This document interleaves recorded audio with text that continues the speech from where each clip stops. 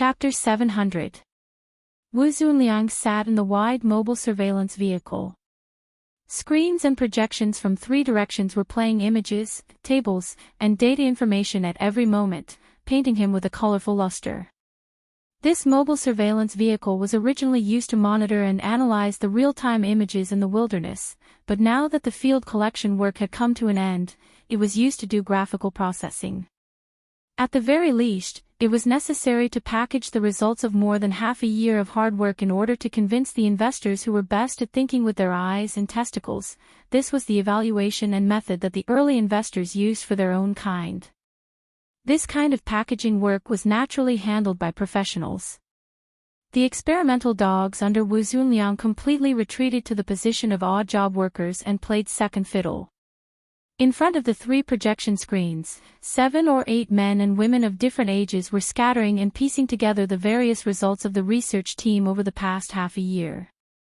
The originally rigorous logic gave way to a more intuitive and impactful visual effect to serve the almost absurd dreamlike conjectures.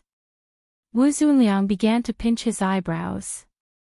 On one hand, it was annoying to watch, and on the other hand, he was also an old man in his 90s. Even at the end of the 21st century, where the average lifespan exceeded 100 years, he was no longer at an age where he was full of energy. Returning from the wilderness laboratory hundreds of kilometers away from the city, the convoy had already been bumpy on the rugged mountain road for 6 or 7 hours, almost making his stomach jump out of his stomach. Ding Jiying, who was 5 years younger than him, had already fallen asleep with his head tilted up, saliva dripping down his neck. Wu Zunliang did not laugh at him. In any case, if it were him, he would not be much better. In fact, the 2 old men could go to the car in the back and sleep, but unfortunately, they could not reach the state of out of sight, out of mind, so they could only waste time here. What was he thinking before? The dense fragrance of tea entered his nose, and a female student in a hunting suit brought a cup of tea. The cup was large enough to drink like a bowl, and it was warm in his hand. A sip could warm his stomach, but unfortunately, his heart and lungs did not change much. After Wu Zunliang drank 2 mouthfuls of hot tea, he remembered to speak, Tang Yi. Teacher. About that explanation, that topic, a very interesting idea. Wu Zunliang blinked his sore eyes, and then narrowed his eyes at the disciple he was most proud of in recent years. 2 seconds later, he grinned and said, it is just an idea.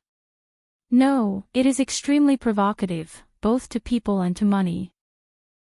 While the teacher and the student were talking, the experimental dogs in the mobile surveillance vehicle were working hard on their chores while they pricked up their ears. Tang Yi's words could be the source of their salary for the next year and a half. It could also be the start of a new round of overtime. It was a matter of life and death. They had no choice but to pay attention to it. But at that moment, the bumpy car slowed down and came to a stop. Soon, the door of the carriage opened, and Senior Colonel Meng Tu, who was in charge of the team's safety, stepped forward and informed them, "There's a change in the flight schedule, so we won't be able to leave tonight. We'll rest in Spring City for the night, and we'll decide if the situation changes tomorrow. We shouldn't have left in the first place." Wu Zunliang slapped his knee and spat. "It's all because of the money." Old Ding Jiying, who was behind them, finally woke up and asked in confusion, "What's wrong?" "We've arrived." Senior Colonel Meng Tu repeated his words again, and Ding Jiying chuckled. "Out of habit," she retorted, "you're already here and you're still saying such things. Your old pan might have already prepared breakfast for tomorrow. It'll be a waste. Don't worry, there's no need to think about breakfast. She's prepared a belly full of sarcastic words." Wu Zunliang chuckled and stood up while the car stopped. He loosened his muscles and temporarily forgot about that damned lecture topic. He asked, "Did she say what's going on? Why are there abnormal movements from the mutants, affecting the takeoff and landing of the flight?" Meng Tu shook his head. "From the looks of it, it has nothing to do with the mutants. I heard that a case has occurred in the city, and they're currently investigating and searching for the culprits. Both air and land transportation have been restricted. A murder case. It seems to be a robbery, but I'm not too sure about the specifics. However, there's an arrest scene in front of us. The motorcade will have to wait for a while before passing through. Didn't they catch them? They're suspected to be accomplices. Ding Jiying curled her lips. In this world, there's no place to rob a bank. How big of a case can they commit? The corner of Meng Tu's mouth twitched. Seeing that his half-year sentence was about to end, he couldn't be bothered to lower himself to the level of these two old men. These two old men were nearly 200 years old together. They had pretty much experienced everything, yet they were extremely calm and collected. Ding Jiying laughed. At least we didn't get the news when we arrived at the airport. We can spend the night in the hotel and concentrate on organizing the information. Wu Zhuanliang snorted. What's the fuss about when we're about to leave? Who was the fuss just now? Ding Jiying didn't even deign to scold him. She just said, if everything was done properly, why would we need to worry about it? The current situation is that the lecture topic is very frightening. It forcefully relies on some new plane. But where's the argument? Whether it's Xia City or Spring City, they're all using a bunch of so-called first-hand information to blackmail people. Who are they trying to fool to get those people to throw money at them? Wu Zhuanliang shot a glance at Meng Tuesday. His gaze pointed towards the female disciple he was proud of. His meaning was, oh, it's your turn to continue the previous topic. Tang Yi was pushed to the front by her teacher, but she was still calm. The latest data is pretty good. We're doing comparative research. The topic comes from the comparison. Little Tang, you graduate students can handle the updating of data. Is there a need for us two old men to come over? You're right about one thing. The topic comes from the comparison. But where are the new topics that can be continued after the comparison? Suspected, planar pollution source interference comparative research. This topic is quite resounding. The big and small bosses were scolding each other. The experimental dogs in the car shrunk their necks and acted as if they didn't understand what the humans were saying. They weren't in the mood to work. There was a young man operating in front of the screen. He was more curious about the outside world than the internal squabbles. He secretly took a look at the external camera of the mobile surveillance car. He wanted to watch the show. But he made a mistake. He forgot to split the screen and shrink it. Now everyone in the car could see it. The front of the motorcade was indeed a mess. A group of people were confronting the military and police. There were also physical conflicts. The scene was explosive. Coupled with the black muzzles that had been raised, it didn't look like an arrest. It looked more like a prelude to an armed conflict. Someone cried out. The young man hurriedly tried to cut it, but he heard two people say at the same time. Wait! It was Wu Zhuanliang and Meng Tu who spoke. In the past 6 months, there weren't many times when they had the same opinion. Wu Zhuanliang stared at the screen without blinking. That car is stuffed with chrysanthemum bugs. Meng Tu didn't speak again, but his eyes also pointed at the small motorcade of 3 SUVs in front of them, especially the car filled with indescribable meaty threads. Relatively speaking, Wu Zhuanliang's thoughts were simpler. We didn't collect any specimens of chrysanthemum bugs this time, right? Ask them if they were hunted in the volcanic area or outside the area. It would be great if there were fire god ants parasitizing them. Meng Tu frowned and looked at it for a long time. Then he personally operated it. He enlarged the external camera and locked on to the details of the chrysanthemum bugs, especially the seemingly distorted burn wounds. Wait a minute, I'll go down. Ask them where they are, Wu Zhuanliang reminded him. Meng Tu didn't respond and got out of the car. Looking at the image of the external camera, he went straight to the scene of the conflict. The young experimental dogs all stared at him with some kind of malicious expectation. However, the change in the situation was still beyond most people's expectations. After Meng Tu went over and revealed his identity, both sides showed respect or fear, and then, they compromised. Of course, there was a relatively long communication in the middle, but the emotions and attitudes on the faces of everyone on the opposite side were still very clear under the high-precision camera. Senior Colonel Meng really has face.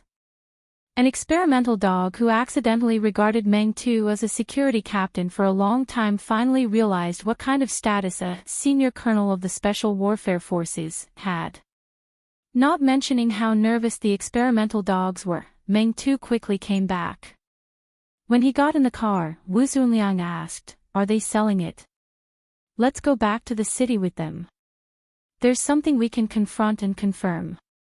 Meng Tu was worried that the two old men would cause trouble again, so he explained, "It's the X-2 robot we encountered when we just moved to Spring City last year. Cough, it's the one that affected the sampling in the volcanic area and destroyed our first wave of mimicry reconnaissance planes. Didn't it enter the core of the volcanic area? Afterwards, there were no results, oh." The two old men acted as if they had suddenly realized something. Ding Jiying was very surprised. "It's been almost half a year and it's so far away. How do you know it's related to that robot?" "Because of the wound." At this time, the conflict ahead had temporarily calmed down and was preparing to move again. Meng Tu didn't mind chatting with the two old men for a while. He was also in a good mood after unexpectedly discovering an important clue. The X-2 robot from last time embodies a kind of special technique. It's not convenient to talk about the specifics, but it's the kind that we Deep Blue Walkers pay a lot of attention to. It's a pity that we didn't have any new clues until this chrysanthemum demon bug corpse. The wound on it is very similar to the situation that appeared half a year ago. The format of fire, the extraordinary power, enchantment, had always been the focus of the military's research. Naturally, they had to pay 120% attention to situations that appeared outside of the system. Meng Tu thought for a moment and said, "Professor Wu, Professor Ding, I want to get a brief report on the cause of the chrysanthemum demon bug's death as soon as possible. I hope to borrow the research team's equipment." "No problem, it's fine if you lend it to me." Wu Zunliang had a face full of generosity as he knocked his own chest. "In any case, I can't leave at night. It's just the right time to do something. Senior Colonel Meng, go and inform the sampling. Hey, little Zhao, go and help." The experimental dog got up with a tragic and stirring heart, shook his head and wagged his tail as he followed Meng Tuesday. Chapter 701. At 9:00 in the evening, the Mercy Hospital robbery briefing was held at the Spring City Military and Police Joint Defense Center. Meng Tu was able to participate in the meeting as the provider of important clues, a high-ranking officer of the Field Army's Special Forces, and a part of his identity as a guest. He had basically completed most of his objectives at this point. Just as he was wondering if he should communicate with his superior, Tian Bang, someone greeted him from the staff area. He turned around and saw a familiar face. "Major Chin, no, Lieutenant Colonel Chin, congratulations." Lieutenant Colonel Chin took the initiative to greet him. He was the person in charge of the supply base when the scientific research team first arrived in Spring City. Half a year ago, he was still a major. Now, his rank had risen by 1 rank, and he was not even 50 years old. Even in the city defense system, it was still something worth celebrating. Lieutenant Colonel Chin had a good personality and a good temper. He was a very smooth person and knew how to expand the topic. He knew that he could greet Meng Tu, but there was nothing to talk about. Thus, he decisively introduced another person. "Senior Colonel Meng, this is the hero of our Spring City Army, Captain Cho Wei." Meng Tu was wondering who this person was wearing sunglasses in the conference room. He immediately came to a realization when he heard this. He immediately stood up, saluted, and extended his hand. The other party's movements were almost synchronized. Then, they shook hands. Captain Cho, no, I should call him Junior Cho. I'm a student in the third phase of the burning stage, one batch ahead of you. I remember that you were with our Major General Tian and Major He Yuan. The other party took the opportunity to call him Senior Meng. His voice was hoarse, and he still did not take off his sunglasses. Meng too did not find it strange. This Captain Cho in front of him was the commander of the Deep Blue Walker team who was protecting the vagrant tribe during their 1,000-mile return journey last year. Unfortunately, he encountered a mutation infection, but he suppressed it with his strong willpower until the mission was completed. Although Meng too was in the wilderness laboratory at that time, he had heard of his name for a long time. I've seen your frontline footage. You faced a poisonous mantis and your exoskeleton was damaged. You didn't even take half a step back. You traded injuries for lives. Most importantly, you completed it in 4 seconds. Even I can't do better than you. Cho Wei was not good with words and was a man of few words. He only said, "Thank you, Senior." No qualified commander would want to let go of such an excellent person, and Meng too was the same. You've recovered from your injuries, right? It would be a pity to stay in the Coastal Defense Force. How about it? Are you interested in joining the Coastal Defense Force? Cho Wei just smiled. I'm still under observation. Although Cho Wei was wearing sunglasses, for a burner like Meng too, it wasn't completely effective. He understood what Cho Wei meant and comforted him. Being able to participate in this kind of occasion is in itself a very good development. Cho Wei said objectively, it's mainly related to the research and treatment center. Oh, according to the information, the woman who performed the surgery has been working in the research and treatment center for a long time. This happened when I came out for surgery today. The timing is very good. Lieutenant Colonel Chen really didn't want to discuss this topic, so he forcefully changed the topic. Senior Colonel Meng, it's rare for you to come back to Spring City. Let me and Captain Cho play host for the next 2 days. You can also come to my place and train those newbies, Meng too chuckled. I can't stay for long because I have a mission. I'll be escorting the research team out tomorrow, so I can only decline Lieutenant Colonel Chen's good intentions. Lieutenant Colonel Chen blinked. Senior Colonel Meng has been here for half a year just for that research team. What kind of research is that? Oh, I misspoke. It's nothing. It's public anyway. It's just that I'm not a professional, so it's a bit hard to say. From what I've heard, they're mainly engaged in comparative research of the aberrated ecosphere. Their main focus is on the similarities and differences of the wilderness ecology between Spring City and Xia City. Lieutenant Colonel Chen had been grinding in the wilderness for many years, so he had some understanding. Oh, I've heard of it. Right now, it's said that the ecosphere of Spring City and Xia City is rapidly converging. Yes, especially in the volcanic region southwest of Spring City. The ecosphere ruled by the Vulcan ants is like a kaleidoscope of aberrations. Whether it's the horizontal population size or the vertical evolution of aberrations, the rate of change is extremely high. Similar phenomena have appeared in the vicinity of Xia City. And recently, there's been frequent crustal movements on both sides. It's as if there's some kind of linkage. Lieutenant Colonel Chen's curiosity was piqued. Then, are there any conclusions from the research? Meng too was about to shake his head when he thought of the topic of the lecture not too long ago. He couldn't help but chuckle. Yes, there's a hole in my brain right now. I suspect that it's because of the migration of a new plane. A new plane? Yes, there's a plane similar to the Deep Blue World. It's like a wheel that's rolling over to the space and time we're in. The back end is in Spring City, and the front end is in Xia City. The briefing officially began as he spoke.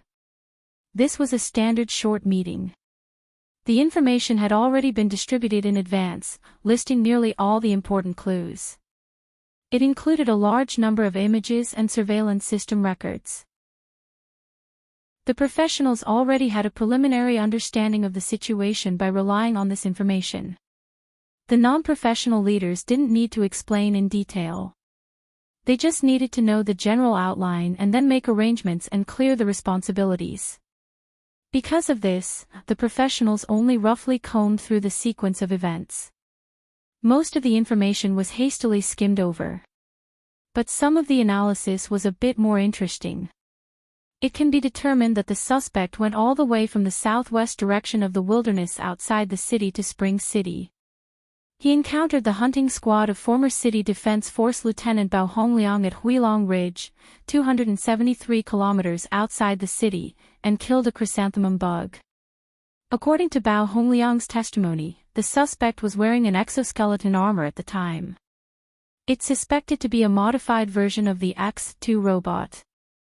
And according to the clues provided by Senior Colonel Meng Tu of the East Asian Coast Defense Force's 1st Special Forces Brigade, an X-2 robot charged into the heart of the southwestern volcanic region at the end of last year. And the mode of use of its energy weapon is very similar to the one displayed on the chrysanthemum bug that was killed this time. The two are highly related. This proves that the suspect has been operating in and around Spring City for a very long time. At the same time, we also have to pay attention to the basic structural requirements of the exoskeleton armor. Even if the suspect's armor was privately modified, it would be very difficult for it to have a particularly extreme design. Based on conventional structural inference, after the suspect wore the exoskeleton, his figure would be similar to Bao Hongliang's, so his real figure would be a bit smaller. His height is estimated to be between 167 and 172 centimeters, and his weight wouldn't exceed 65 kilograms. He could be a thin man, or he could be a woman. There would be obvious conflicts with the current image data. The suspect should have an accomplice with extremely high hacking skills. He should be able to erase most of the traces left in the surveillance system, and he could hack into the shuttle's control system to easily cut off the power. From the time frame of the operation, his goal is very clear. He is also very clear about the problems he will face in the process of robbing, and he has a clear solution. As he listened, Meng Tu couldn't help but laugh. You guys are holding this meeting with bad intentions. Lieutenant Colonel Chin smiled and didn't say anything. Cho Wei, however, said in a hoarse voice, Quantum Corporation can't get out of this no matter what. Lieutenant Colonel Chin grimaced when he heard these words. They really did hit the nail on the head. Practically at the same time the two burners made their comments, the direction of the meeting took a clear turn.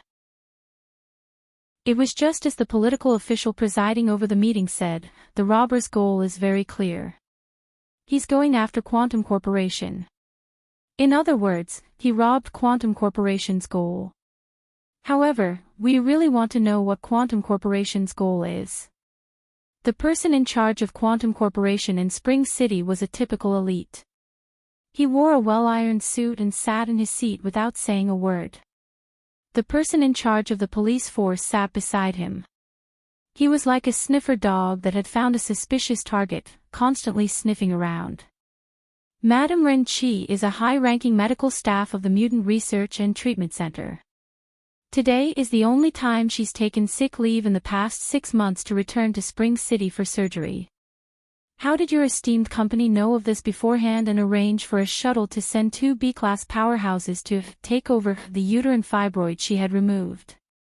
Someone coldly said, what an extraordinary interest. Low laughter could be heard in the conference room. The person in charge of Spring City of Quantum Corporation still had the face of an elite, but his face had unconsciously darkened. Then came the complaint of the director of the Mutant Research and Treatment Center. We've already asked Rin Chi. She has no dealings with Quantum Corporation. She doesn't have any dealings with the people that appeared inside and outside of her surgery room. She has no impression whatsoever. I must say, this is an extremely sensitive and impolite behavior. Following that, the questions from all over Spring City couldn't stop. What's the nature of that uterine fibroid? Does your esteemed company already have a new path in the field of mutant research? We need more detailed background information. Meng Tu and the other two hadn't said a word since the start of the meeting. However, just by listening to these people's crazy bombardment, they already felt that it was very lively. At this time, even the cautious Lieutenant Colonel Chen let go. He sighed. That suspect is definitely trying to attract attention from all sides. Otherwise, there's no reason for there to be no video data on the route into the city, but it's all over Compassion Hospital. He's really going all out against the subsidiary companies. As an elite of the military's Team AB, Meng Tu expressed his delight at this scene. Quantum Corporation making a fool of themselves and exposing their actions is probably the person's biggest goal other than the uterine fibroids. Evidently, he succeeded. Speaking up to this point, Meng Tu was also somewhat surprised. Spring City has quite a lot of opinions about Quantum Corporation. It's very rare to see such a situation where everyone is attacking them. After all, Quantum Corporation and the capital power behind it had enormous influence all over the world. No matter how much they tossed and turned, they would still have to give them some face. It wasn't like now, where they were practically spitting in the face and treating the person in charge as a suspect. The corner of Lieutenant Colonel Chen's mouth twitched. It's Quantum Corporation's fault for overreacting. Now, up there. He extended his hand and pointed upwards. I heard that Quantum Corporation directly deployed a private airship from outer space. It entered the atmosphere in half an hour and is now circling the airspace around Spring City. The mayor and our boss are all green in the face. Lieutenant Colonel Chen's boss was naturally the commander of Spring City's border defense forces.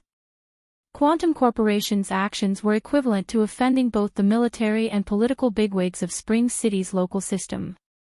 It was no wonder that everyone was attacking them. Meng Tu was truly shocked. That uterine fibroid. Could it be a sacred fetus? Before he finished speaking, he suddenly felt a slight difference in the light beside him. He subconsciously turned his head and looked through the window of the conference room. He saw that a part of Spring City's dazzling night scene had been suddenly hollowed out. Chapter 702. Under the dim light, Luo Nan gazed at the dark red flesh beneath the white gauze. Aside from his line of sight, there were also penetrating interference waves. He connected the external neuron to the virtual brain system's analytical capabilities to perform a comprehensive examination and analysis of the target he had obtained in the afternoon. For those who were completely ignorant, this was just a uterine fibroid that had just been removed from a patient's body. For Quantum Corporation and chiefly way behind the scenes, this was a collection and storage system that had already collected a large amount of special components of mutants. For Luo Nan, who controlled the external neuron and the virtual brain system, it was a technological crystallization from an unknown civilization. Its official name was the Night-Level Basic Implanted Biochemical Furnace. Behind it was an enormous system as vast as the seas. This was knowledge that could be researched for a lifetime. But before he could research it, he needed to cut off the little tail left behind by Li Wei. The conditional format lock and the possible remote positioning settings had to be completely wiped clean. This was the only way to avoid drawing Li Wei's attention back to Xia City.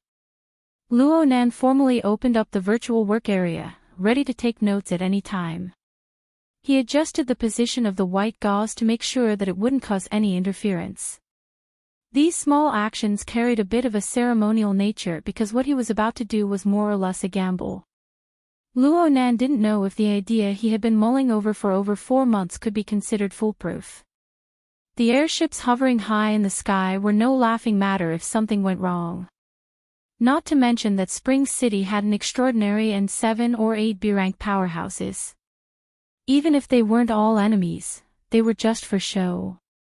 It would be enough to make him suffer. And it was precisely this situation that caused Luo Nan's heart to churn with excitement like lava.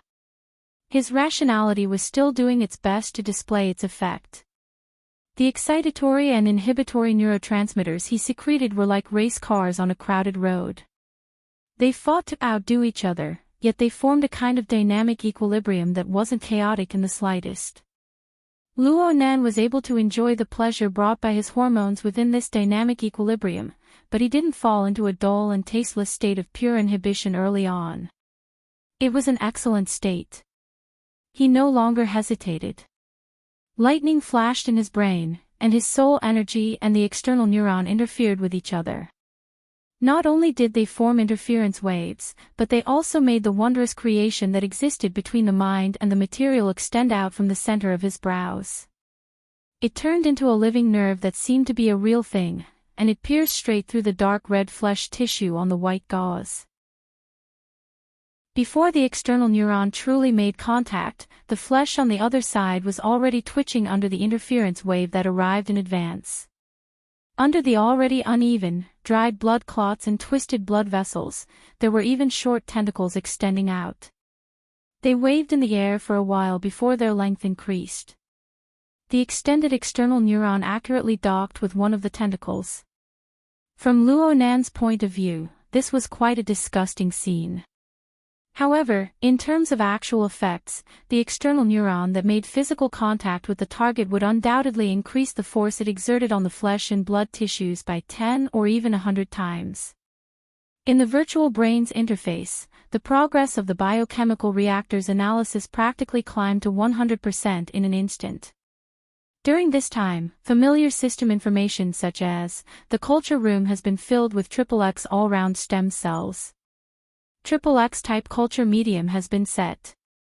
There were also warning windows that popped up one after another that said, the equipment is at 9% integrity. It no longer possesses the ability to self-destruct.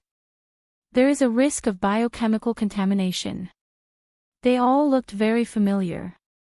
It was practically carved out of the same mold as the self-destructing reactor. In fact, Luo Nan really did suspect that these two reactor wreckage were used as collectors. They were the result of some sort of fission proliferation. This was just a guess for now. It wasn't a difficulty that he needed to overcome. The true problem lay in the fact that the external neuron had completely docked with the flesh and blood tissues.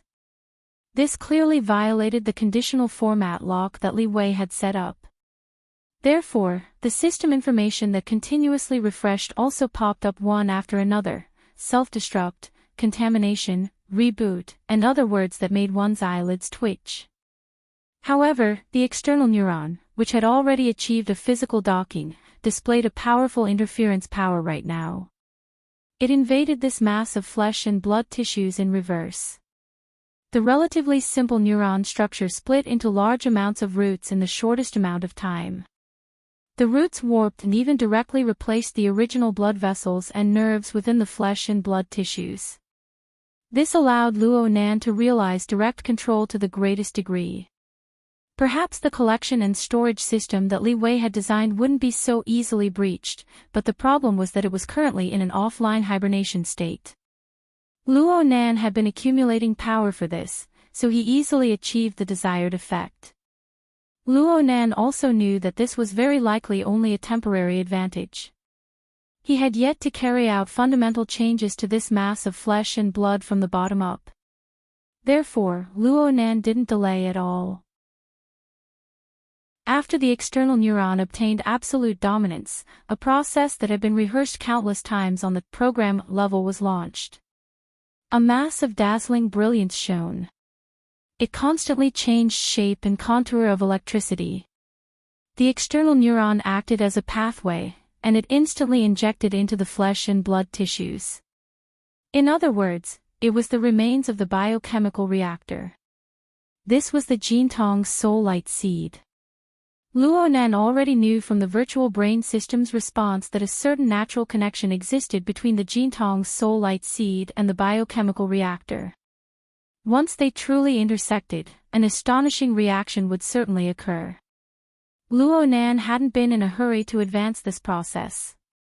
Instead, he had spent 4 months of time to make all the preparations he could. He had borrowed the enormous database of the virtual brain system to read through all the relevant information and blueprints. He had buried his head in the complex and deep system. Though he could only skim the surface, the time had come. Now was the time to perform practical verification. On the virtual brain's visual interface, the Enchanting's soul light seed, located at the end of the Wraith sign system, had already fallen off. It brought along its corresponding database and merged into the biochemical reactor's small planet. After merging, the analysis progress of the two was reset to 0 at the same time. Then it started all over again. The speed was very fast, breaking through 20% in the blink of an eye. The system information refreshed at this time, and it began to break free from those boring repetitions. Equipment integrity at 9%, XXX full functional stem cells are undergoing uncontrolled differentiation. The base material has been damaged. A new tinder has been detected. Inspecting the internal layout of the furnace. No corresponding layout method has been found. Searching for the preset layout structure of the system. The electromagnetic department's common layout method. Coincidence rate 97%. Adjustable. Then a warning pop-up window popped out. Do you want to inject a new tinder? Warning. Once injected, it will automatically adjust according to the common layout method. The base material formula needs to be adjusted accordingly. Luo Nan didn't even blink. He simply chose yes. The flesh and blood tissue on the white gauze clearly swelled up at this moment. And on the virtual brain's interface, the reactor had already completely absorbed the database of the Enchanting's soul light seed. The corresponding interface had changed somewhat. From Luo Nan's perspective, the internal structure diagram that appeared right now was very much like a round drum furnace body. It even had a bit of the fanciful style of the legendary Old Lord's pill refining furnace. It was just that the complex dynamic distribution of the system of point masses inside was much more difficult than starting a fire to refine pills. The point masses endlessly changed their positions under the effects of internal and external forces. The point masses also changed the forces acting on each other. They formed the configuration module that Luo Nan had been researching all this time for nearly half a year. The accumulation of energy grew thicker and thicker. This was the so-called general layout method of the Department of Electromagnetism, the legendary Tinder. Luo Nan already had a general understanding of the related concepts after several months of study. He didn't stubbornly dig into the definition. Instead, he drew a few strokes on the virtual work area, forming a vague human silhouette. In that unknown civilization, people can construct a kind of framework that surpasses ordinary life forms. It is the fundamental configuration that runs through the structure of the human body and soul. The user manual calls it a furnace. Its function is to produce an unending stream of higher-level life materials. Some sort of extraordinary gene, golden cell. And on this basis, the mortal body is replaced, life is reformed, and life is realized all the way to transcend the level of life. This was my heart like a furnace. Luo Nan drew a circle on the chest and abdomen of the vague human silhouette, representing the fundamental configuration of the furnace. Then he drew a small circle to the side, representing some sort of cheat code. The furnace was supposed to be the core construction of one's body and soul. It didn't rely on external objects for its own needs.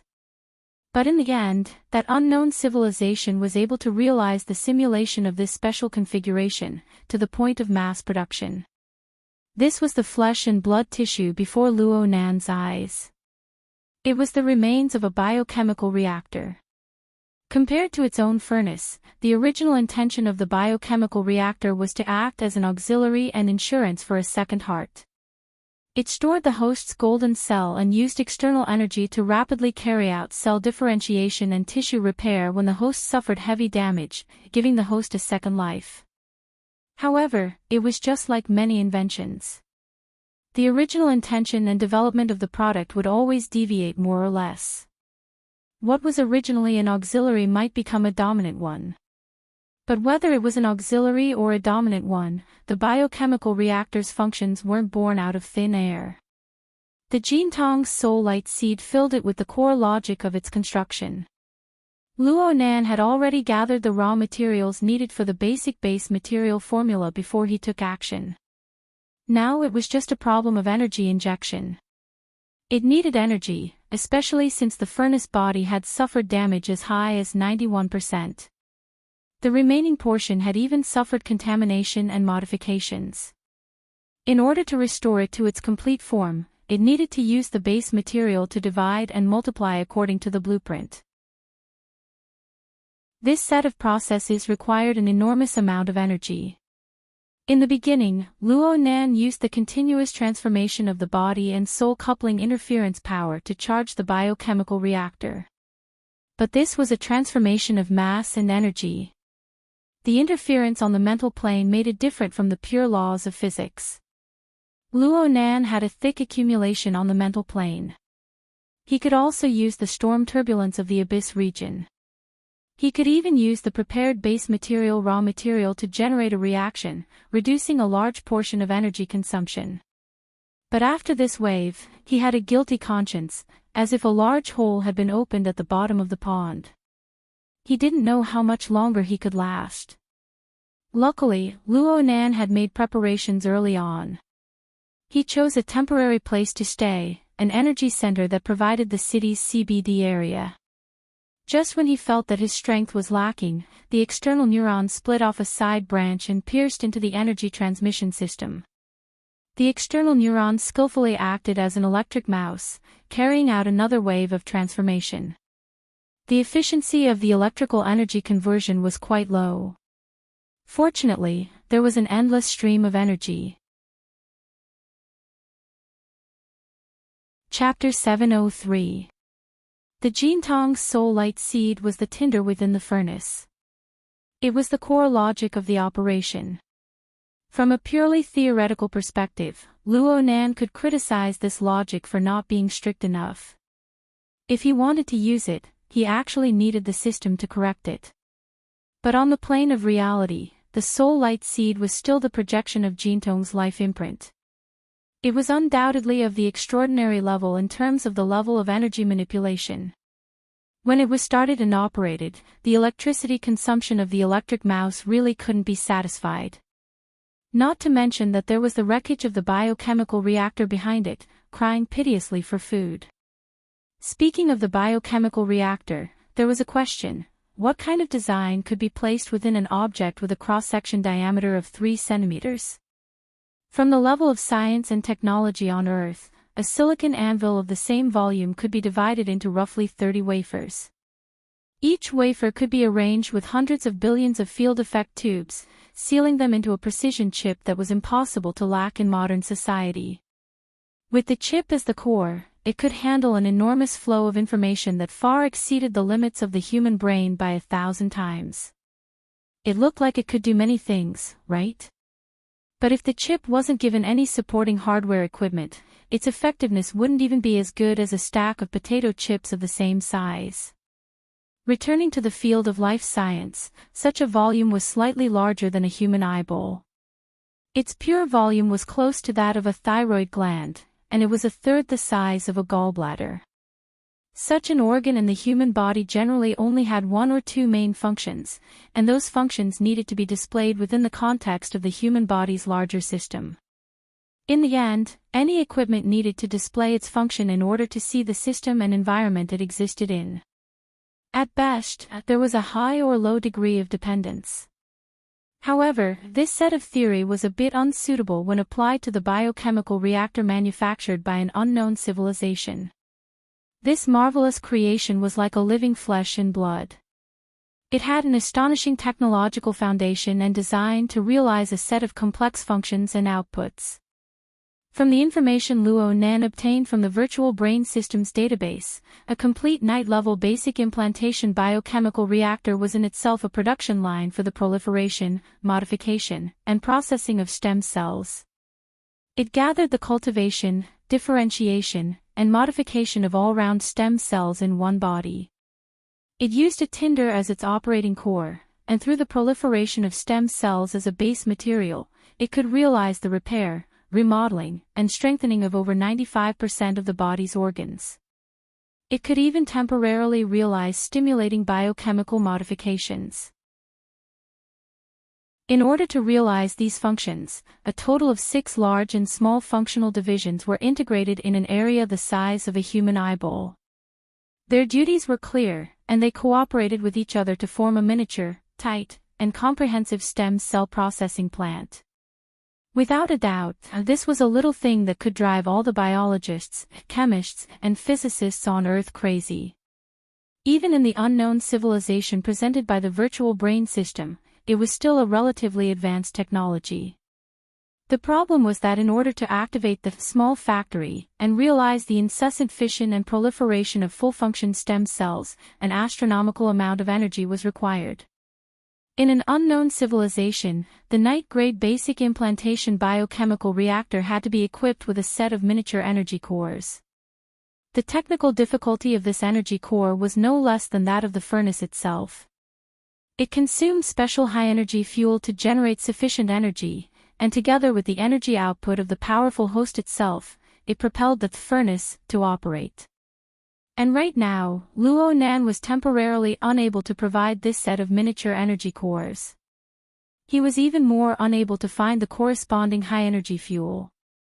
He could only use his own soul strength to interfere with the abyss region and the material plane.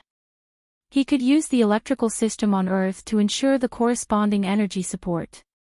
Ignition was just an insignificant beginning. When the tinder burned fiercely in the furnace, the speed of energy consumption instantly crossed a dangerous limit. The power transmission line of the energy center simply collapsed. Fortunately, the external neuron was in the middle. This marvelous creation existed in the ambiguous zone between the mental and the material. It operated spontaneously according to some rule, using its special mode of existence to replace the power transmission line. It was directly erected between the small reactor and the biochemical reactor at the bottom of the energy center, connecting seamlessly. With this buffer, Luo Nan was able to see the tinder burning fiercely within the furnace. He saw the furnace rapidly expand the scale of its environmental effect. He also saw the raw materials he had thrown in, including the somatic cells he had collected from his own body, realized that initialization, under this kind of environment, induce and transform the cells into all-round stem cells. Then came the rapid fission and proliferation. The single cells, under the catalysis of the endless supply of energy and the unceasing influx of nutrients, quickly took the shape of a flesh and blood creation with initial effects. It first completed the self-renewal of the furnace body, replacing the already contaminated remains of the reactor. It used the fastest speed to add a new environment for the tinder. Afterwards, it followed the established design diagram, endlessly supplementing and perfecting the proper functional division, allowing this miniature factory to enter the fast lane of turnover. Correspondingly, the biochemical reactor plundered the electrical energy of the energy center in an even more direct and unbridled manner. The scorching electricity seemed to pierce through the air at this moment. It danced wildly and crisscrossed in the void, converging from many directions. Luo Nan, who was at the center of the convergence of electricity, seemed like he could turn into charcoal at any time. But in reality, these thrusting electricity passed through the superconducting circuits erected in the void, directly entering the embryonic form of the biochemical reactor's reconstruction. Luo Nan seemed to be in danger, but he was actually safe. Just from a technical perspective. In a certain sense, the biochemical reactor was a new organ that grew outside of Luo Nan's body. But the minute changes inside had long since exceeded the precision limit of Luo Nan's mental senses. It was impossible for the current Luo Nan to dig up the details behind the proliferation of the reactor's main body. He could only refer to the design diagram in the database to deduce the current progress. The progress was much faster than he had imagined, but the resulting impact and consequences were far beyond his expectations. He knew that there was a problem with the power supply of the energy center to the surrounding area. There was a huge problem. Unless Quantum Corporation was completely blind, there was no reason for them not to see it. But he couldn't help but rejoice that he chose the right place to settle down. There were many shopping malls on this side of the central business district. There was no lack of nutrient substances and culture media. Don't look at them as ordinary toys. If one were to strictly follow the laws of mass and energy conversion, the difference in energy consumption would be an astronomical figure. Luo Nan swept up the goods in a frenzy after his successful robbery. Reality proved that his judgment was correct. The only mistake was that he consumed an entire night's supply in a short few minutes. Rue Wen, who was standing guard outside, walked in. She didn't say anything. But Luo Nan knew what she meant. Right now was indeed a critical moment. The airship of Quantum Corporation in the sky had already responded. They directly dropped down 2 deep blue squads, a total of 15 deep blue walkers. There were 3 B-rank powers among them. Even with Quantum Corporation's resources, this was probably the greatest force they could muster in the shortest amount of time. But Luo Nan's actions in the heart of Spring City caused several powerful people in the city to express their attention. There was an extraordinary among them, and he was of the mental side. The pressure he gave off was even greater. Even though it's still a bit lacking. Let's go. Luo Nan spat out a turbid breath and slowly took a step forward. And the biochemical reactor that was connected to the external neuron also felt some sort of pull. It moved closer to his position. When the distance between the two crossed a certain boundary, the mass of flesh and blood that was undergoing reconstruction suddenly expanded into a flesh membrane. It covered Luo Nan's head and face, and the crisscrossing electricity that filled the air gathered together. Luo Nan let out a muffled groan, and a layer of flesh, and fascia that seemed to have just grown rapidly spread out between the gaps of the exoskeleton armor that Luo Nan wore. The thickness of the membrane varied, and there were structures similar to blood vessels and nerves running through it. They were even exposed to the outside. They interweaved and blended together with the exoskeleton, drawing and dazzling electricity. The electricity flowed around Luo Nan's body, naturally forming a unique structure of surging and circulating electricity. It was said to be natural, but this structure was actually pieced together layer by layer in strict accordance with the relevant blueprints. Luo Nan received the stimulation of special information, and the key module that had always been hidden within the visor of his helmet, the divine binding hoop seized from Jin Tong, rose up from beneath Luo Nan's neck like a metal coil that streaked across an electric circuit. The opening of the hoop slightly expanded, drawing in the endlessly stretching fascia and blood vessels, and even the visible and invisible flames of electricity. The hoop streaked across Luo Nan's face to his forehead, and then it slightly contracted, just so happening to be stuck on Luo Nan's forehead. The newly formed fascia and blood vessels, along with the visible flames of electricity, stuck to Luo Nan's head. Only then did the visor of his helmet close. Psychological and physiological stimulation mixed together, forming a trembling feeling that could not be distinguished between hot and cold. It was instantly transmitted to every corner of Luo Nan's limbs and bones, reaching all the way to the ends of his body. It even extended to the void outside of his body, forming a faintly discernible path with the surging and raging flames of electricity in the surroundings. Luo Nan's will was guided inside without a doubt. Luo Nan was at a close distance, or perhaps it could be said that there was zero distance between him and the terrifying energy that was enough to turn him into ashes. Under such circumstances, no misdirection or deviation was permitted. If Luo Nan were to directly stir things up without any preparation, then even 10 or 100 Luo Nans would die. At this time, the true value of Luo Nan's 4 months of patience and preparation was reflected. He had already read and studied the spiritual light seed of Jin Tong. It could be said that he had learned the relevant knowledge of the general layout structure of the electromagnetism department. He had grasped the exquisite configuration that could be applied to a berserk electromagnetic environment. Well, Luo Nan's understanding and application of this configuration was at least 2 levels lower than the condensation ring. But at this very moment, it was enough under these circumstances. Plus, he still had the divine binding hoop.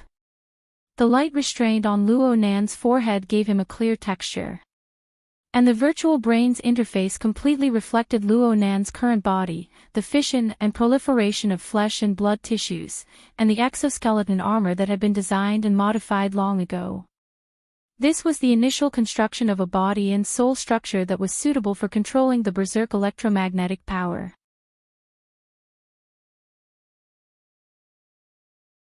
Chapter 704. Report the latest situation in the Abyss Zone. Storm Intensity Level 4. No source of interference found. I repeat, no source of interference found. The frontline commander of this operation, the captain of the forest team, Yuanmu, confirmed the information with the airship again. The conclusion that entered his ears was like a fat worm covered in burrs that crawled into his brain from his ear canal. It made his facial nerves twitch with a dull pain. The face behind the metal visor probably had a toothache. Yuanmu subconsciously clenched his teeth. Please convert the storm's influence to the standard unit of interference in the Abyss Zone. No source of interference found. Unable to convert. Just give me a rough range. No source of interference found. Don't you King understand human language? The sudden rise in anger probably frightened the observer on the other side. The other side was silent for a full 10 seconds. Seeing that the destination was right in front of them, the observer replied. If there is indeed a source of interference in the storm, the predicted value is between 5 dg and 15 dg. Not extreme value. Not extreme value. Duration. It has already exceeded 200 seconds. Yuanmu listened quietly. On the other side, the captain of the Mars team, Spot of Light, sighed and cut to the chase. Crushing 601 and 1501 also kneeling. According to the Abyss Zone Effectiveness Verification Standard of the Inner World, in the absence of obvious interference, the power projected into the Abyss Zone reached or approached 1 standard unit, 1 dg, and maintained a relative stability for 60 seconds. Maintaining a relative stability for 15 seconds under the impact of a combat level, with a lower limit of no less than 0. 1 standard unit, one could be considered a first-rate psychic ability user and could firmly stand among the ranks of Rankbeat. Industry insiders simplified it to 2 code names, 601 and 1501. In fact, among Rankbeat psychics, there were only a dozen or so people who could instantly exceed the limit of power projected to 5 dg. And to maintain this interference force for more than 3 minutes, one could only consider it within the range of extraordinaries. As for increasing it by 3 times, just the thought of it made the fat worm in his ear canal writhe even more violently. It was no wonder that the observer on the airship didn't dare to make such a judgment. The chaotic situation without any source of interference was one thing, but the value that came out of the conversion was beyond reason, which was the most fatal. At this moment, the 2 deep blue teams that had descended rapidly from the flying ship had a total of 15 deep blue walkers. They had activated their low-altitude maglev thrusters and were gliding noiselessly between the forest of tall buildings. The central CBD area in the north of Spring City was shrouded in darkness. The hundreds of tall buildings were like pillars of smoke painted on the night sky, and the scattered lights that were embellished came from the electronic and lighting equipment of the citizens trapped in this area. In this area, there would be nearly 1 million people every night. With the sudden power outage, the citizens were inevitably in chaos, especially after the backup power supply had a problem. In the face of the rare pitch-black night scene, the calls to the police were flying everywhere, causing the surrounding public security personnel to be overwhelmed. The restless heat spread in the darkness, but just like the chaos windstorm in the Abyss Zone, the center could not be seen at all, and the beginning and end could not be found. The current situation was too strange. The detection equipment of all parties could confirm that a serious accident suspected to have occurred in the energy center that supplied the daily electricity of the CBD area. The electricity produced and converted by the small reactor had leaked out in large quantities, so much so that many lines had been damaged. The energy current that had been forcibly seized did not run too far away, but instead converged in the energy center area, maintaining a high rate of consumption. According to normal logic, this should be someone or some people using the abundant energy in the energy center to drive some equipment. There were many possibilities if one were to consider it from the realm of extraordinary. But all of this became absurd with the huge amount of electricity that far exceeded the norm, and the use of ultra-high power. If the energy center was an extremely high overdraft card, then this card was about to be maxed out. The problem was that no one knew where the POS machine was. The two teams of Deep Blue walkers could only listen to the judgment of the staff and head towards the designated probability area. In fact, it was a circle drawn with the energy center as the origin. With such information support, in addition to the instant death of the B-rank spiritual type Lan Xiang, and the clueless chaos windstorm in the Abyss Zone, it caused the battle-hardened Captain Yuanmu to adopt an extremely conservative attitude towards this mission. When the metal outer armor of his feet touched the outer wall of the energy center building, Yuanmu once again asked the Airship Command Center, "Have there been any new discoveries from the Ability User Association?" After a few seconds, the observer returned with an unsurprising answer, "No." Then are we fighting with the ghosts of the Abyss Zone? Or the kind that can control thunder and lightning? The light spot made a joke that was not funny at all. At the very least, few of the 15 members of the two squads, Forest and Fluorescence, plus the 100 or so staff members in the command center of the airship could laugh. At this moment, the two teams landed on the energy center building in succession. It seemed that the only good thing about this place was that it was an office area. At present, they had already gotten off work, and there were only a few people on duty. Moreover, they had already obeyed orders from above to evacuate in time. At least there would be a relatively spacious battlefield if they really encountered any troublesome ghosts, lightning-swallowing aberrations, and the like. Spot of Light was still letting his imagination run wild. Maybe we found an aberration that likes to drink electricity. That bro just had a full meal. What I mean is, it's really hard to imagine that a strong person who just completed a perfect robbery would stay in Spring City until now, and even use this kind of method to lure us all here. Yuanmu calmly said, "Deep Blue has confirmed that the lost item is still in Spring City. What about the exact location? Also, do you want to confirm it again?" Yuanmu fell silent again. This was like facing the stormy weather of the Abyss Zone. He knew that there was definitely a problem, but he could not find the root cause no matter what. In fact, Spot of Light also knew that as operation members, they should not worry about these general issues. They were only weapons, not brains. Complaining and mocking was only to let the other team members understand the danger and severity of the situation. Next, the two captains began to discuss the specific operation plan.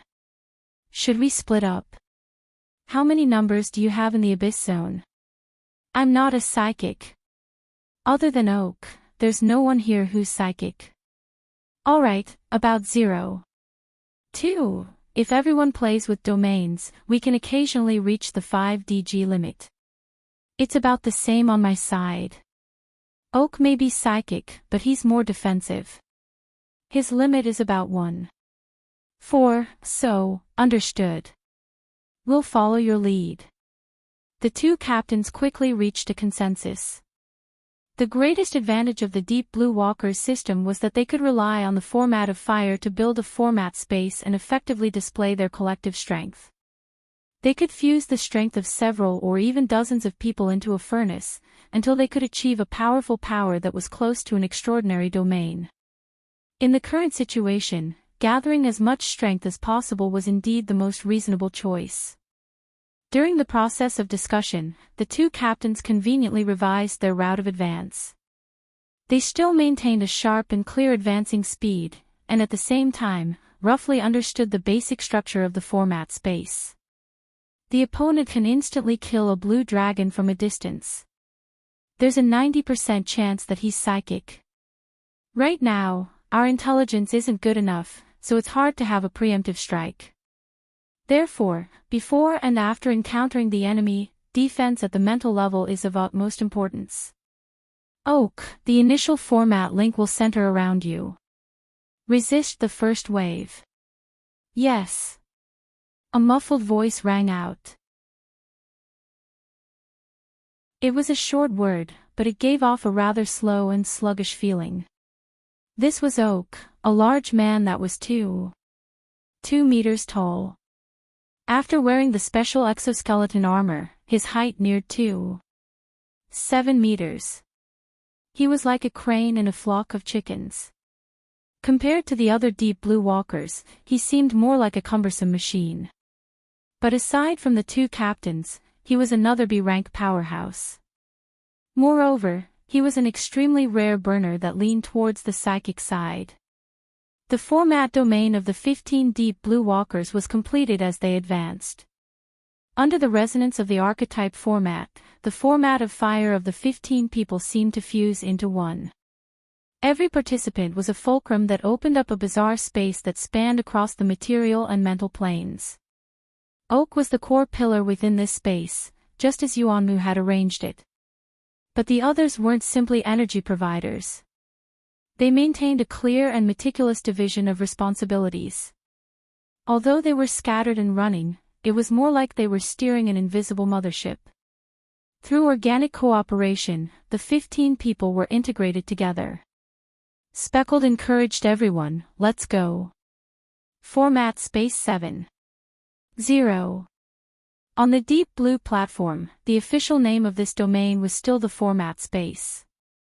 Now that it was in its 7th major version, the performance of each version would have a clear increase. In this latest version, the changes had only lasted for a little over 2 months. Only the 2 top teams, Forest and Mars, had completed their upgrades and the corresponding training and adaptation work. This was a completely different experience from the previous version. Thank you, Professor Luo. The more nervous he was, the more Speckled talked, forming a sharp contrast with Yuanmu on the other side. This was probably the biggest obstacle for the 2 teams to break in. 2 minutes later, the deep blue walkers had already passed through the surface of the energy center building and entered the core work area where the small reactor was installed. In the meantime, Yuanmu and the airship command center had conducted a few exchanges, but to no avail. We're like an expedition team thrown into a tomb. Speckled mumbled as he used the night vision goggles to observe the surrounding environment. He quickly discovered another problem. Isn't this place too dark? It's too dark, Yuanmu said at almost the same time. The other members also gave feedback on this problem. No matter how the night vision goggles adjusted their mode and parameters, it was very difficult to clearly image the surrounding environment. Chapter 705. A few seconds later, the command center contacted Yuanmu and said that there was a problem in the area the operation team was in. The observer lady said, according to the blueprints, the nearby walls are made of special materials such as electromagnetic shielding cement, which limits the electromagnetic activity in the relevant area. If we go deeper, communication might be blocked, and EMP-type electromagnetic weapons will also be restricted. Yuanmu and Spot of Light looked at each other. In the dimming light, they could barely see each other's cold metal visors. In such an environment, Yuanmu subconsciously pressed on the communication module, trying to use external force to make the conversation smoother. Listen, I've worked with conductive cement before. This thing is really useful, but it's not a material that completely absorbs. It should reflect and refract, do you understand? The problem now is that we can't see anything, even if we use night vision equipment. Including your conclusion, visible light, infrared, and perhaps a wider range of electromagnetic waves are all lacking in our area. Otherwise, this wouldn't have happened. Under normal circumstances, the environment that humans lived in should be a pot of boiling soup where radio waves, microwaves, infrared, visible light, ultraviolet, X-rays, and gamma rays of different frequencies, wavelengths, and energy levels were intertwined and stirred.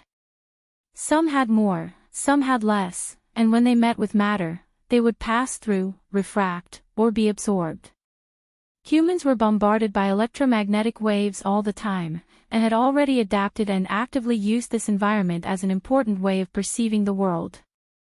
And now, the situation that the Deep Blue team, Forest and Fluorescence were facing was that the closer they got to the reactor, the thinner the electromagnetic waves became, to the point that some layers had even formed a continuous void. This was not a natural phenomenon, nor was it a reasonable interference phenomenon. A monster that swallows electricity. Spot of Light was not in the mood for a long explanation, and only emphasized the key words before turning to the only person in the team who was psychic. Oak, give an answer, even a guess is fine.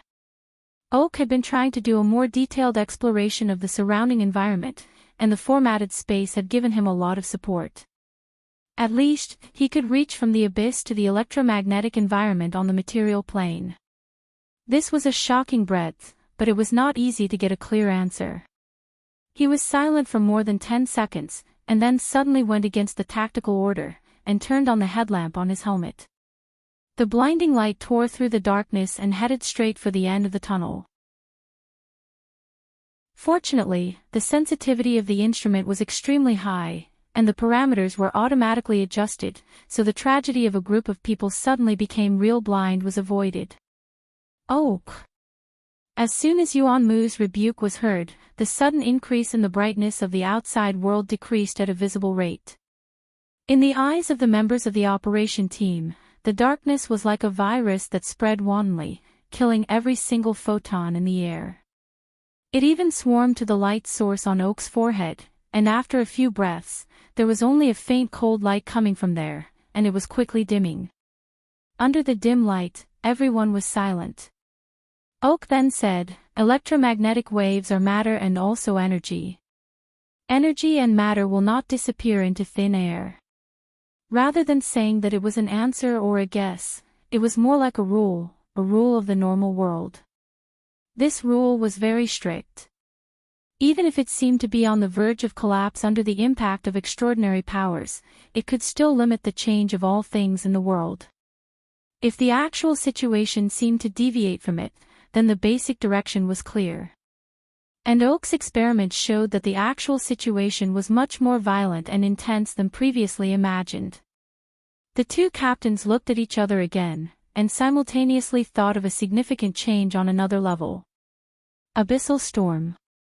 Yuan Mu stated his basic guess, and Spot had the courage to show his imagination. That is to say, this is probably a reverse interference. The electricity that leaked out, including most of the electromagnetic waves in this area, was transferred to the abyssal area through a certain channel, forming that storm. The monster that swallowed electricity doesn't exist, or rather, its stomach is in the abyssal area. Yuan Mu frowned. Why? Do we need him to show us the relevant paper? Spot directly turned off the night vision goggles. It was meaningless to turn on the equipment in such an environment. He would rather believe in the well-tempered format of fire and the formatted space built on that foundation. Yuan Mu soon realized that it was pointless to get to the bottom of it. The spreading darkness was just a byproduct, a hole formed by stripping the ubiquitous electromagnetic waves from the side of the body. The truly terrifying enemy was still in the depths of the darkness. So, he quickly ordered, switch to pure sensory mode. Oak, activate sensory sharing. Fortress detection module will be activated in 10 seconds. After giving the order, Yuan Mu thought of Oak's previous extreme behavior, which was obviously different from usual. He also knew that as a psychic, Oak was under more pressure than the others. After hesitating for a moment, he asked in private, "Can you hold on?" Oak did not directly respond, but simply carried out the order. Soon, the eyes of the team members lit up again, and the sensory results were reconstructed according to the information integration mode they were used to, temporarily freeing them from the predicament of being blind. But with the corresponding increase in consumption, their resistance to psychic attacks would also decrease. There was a high chance that when facing a psychic enemy, they would have to cut themselves. That was a compromise to reality. No commander would be willing to make such a decision. Yuanmu could only try to calm himself down and re-examine the situation in the formatted space. At that moment, one of the team members finally couldn't take it anymore and spoke in the tactical channel. If we're also a source of radiation, does that mean we're being absorbed too? The silence persisted for about 5 seconds. Spot chuckled. Perhaps. Right now, we've already entered a certain gentleman's domain. A person who can control light. How should I express this? Electromagnetic domain. Light Rider. The exoskeleton armor's communication module issued a warning as soon as he finished speaking, indicating that communication with the outside world had been seriously affected. In the next second, the two teams' communication with the airship's command center was cut off. Yuanmu was just about to try to rouse the team's morale when he heard Oak's muffled groan. Then came a pure and direct attack from the psychic plane. The erected sensory network immediately collapsed. 15 deep blue walkers were suddenly thrown onto the isolated island. What greeted them was a wave of stifling darkness. Chapter 706. The situation had taken a turn for the worse. Even an experienced first-line commander like Yuanmu couldn't make an accurate and comprehensive judgment of the current situation in a short second. Therefore, he could only choose to apply the established paradigm: Barker's defense. The so-called Barker's defense was the basic paradigm of defending and counterattacking in response to the simultaneous arrival of mental attacks and electromagnetic interference. After giving the order, Yuanmu fully ignited his own format of fire. He replaced the reckless Oak who had been attacked head-on and became the perceptual core of the entire formatted space. Formatted Space version 7.0. The format of fire of the 15 deep blue walkers and their corresponding energies formed a special space similar to a flying ship. Everyone had a specific position that could be adjusted at any time to form a joint force and construct a powerful offensive and defensive module. This kind of combination was actually beyond one's intuition. Even if everyone was well trained, they would only be able to truly master it in the last 2 or 3 weeks. As the captain, Yuanmu's degree of mastery over this form was a cut above everyone else's. Right now he was like a captain piloting a flying ship through a fierce and surging storm, doing his best to maintain the ship's balance. This was hard work, but Yuanmu's mind was roused. His judgment wasn't wrong. Yuanmu guided and operated the format of fire to capture a substantial attack in the boundless darkness. This also caused the structure of the formatted space to automatically adjust and contract, forming an even more stable defense. It maintained a state of harmony under the attack and waited for an opportunity to act. At the same time, Yuanmu also felt that the black tide that was pouncing towards him actually didn't have a clear distinction between the mental and the material plane. It was very difficult to categorize it. It was indeed like a storm in the night. No one could tell whether the droplets that struck their bodies were ordinary water droplets or highly corrosive acid before they received further damage. The space constructed by the format of fire was currently resisting the pure force of the attack. As for the deeper ones, brilliant electric fire suddenly exploded in the darkness. The twisted and forked rays of light were like stiff demonic claws, rolling up the surrounding shadows on the walls and slashing over. The scene was sinister and terrifying, but Yuanmu's mind suddenly relaxed. His judgment was correct again. The Barker's defense already utilized the exoskeleton armor in conjunction with the format of fire structure that was preset within the dynamo core to form an equipotential shield on the surface of every person's body. In principle, it could shield most high-voltage electric fields and electromagnetic wave damage for a short period of time. Before he could finish his thought, a cool electronic wind brushed past his face, and his pores relaxed. But what followed was a chill that seeped into his flesh and bones, as well as a restless impact that was buried deep within. Not good. The double barrier of the format of fire and the exoskeleton armor was like a layer of useless thin paper. Like a high-voltage electric current piercing into his body, Yuanmu's body and consciousness instantly went stiff. His muscles twitched violently instinctively, even cracking some of his joints and bones. Pain and numbness intertwined. He lost control of his body and fell to the ground. The dull sound of metal colliding with the ground came from all around. It was continuous, and there seemed to be a few curses from the spots of light in the middle. Those were his subordinates.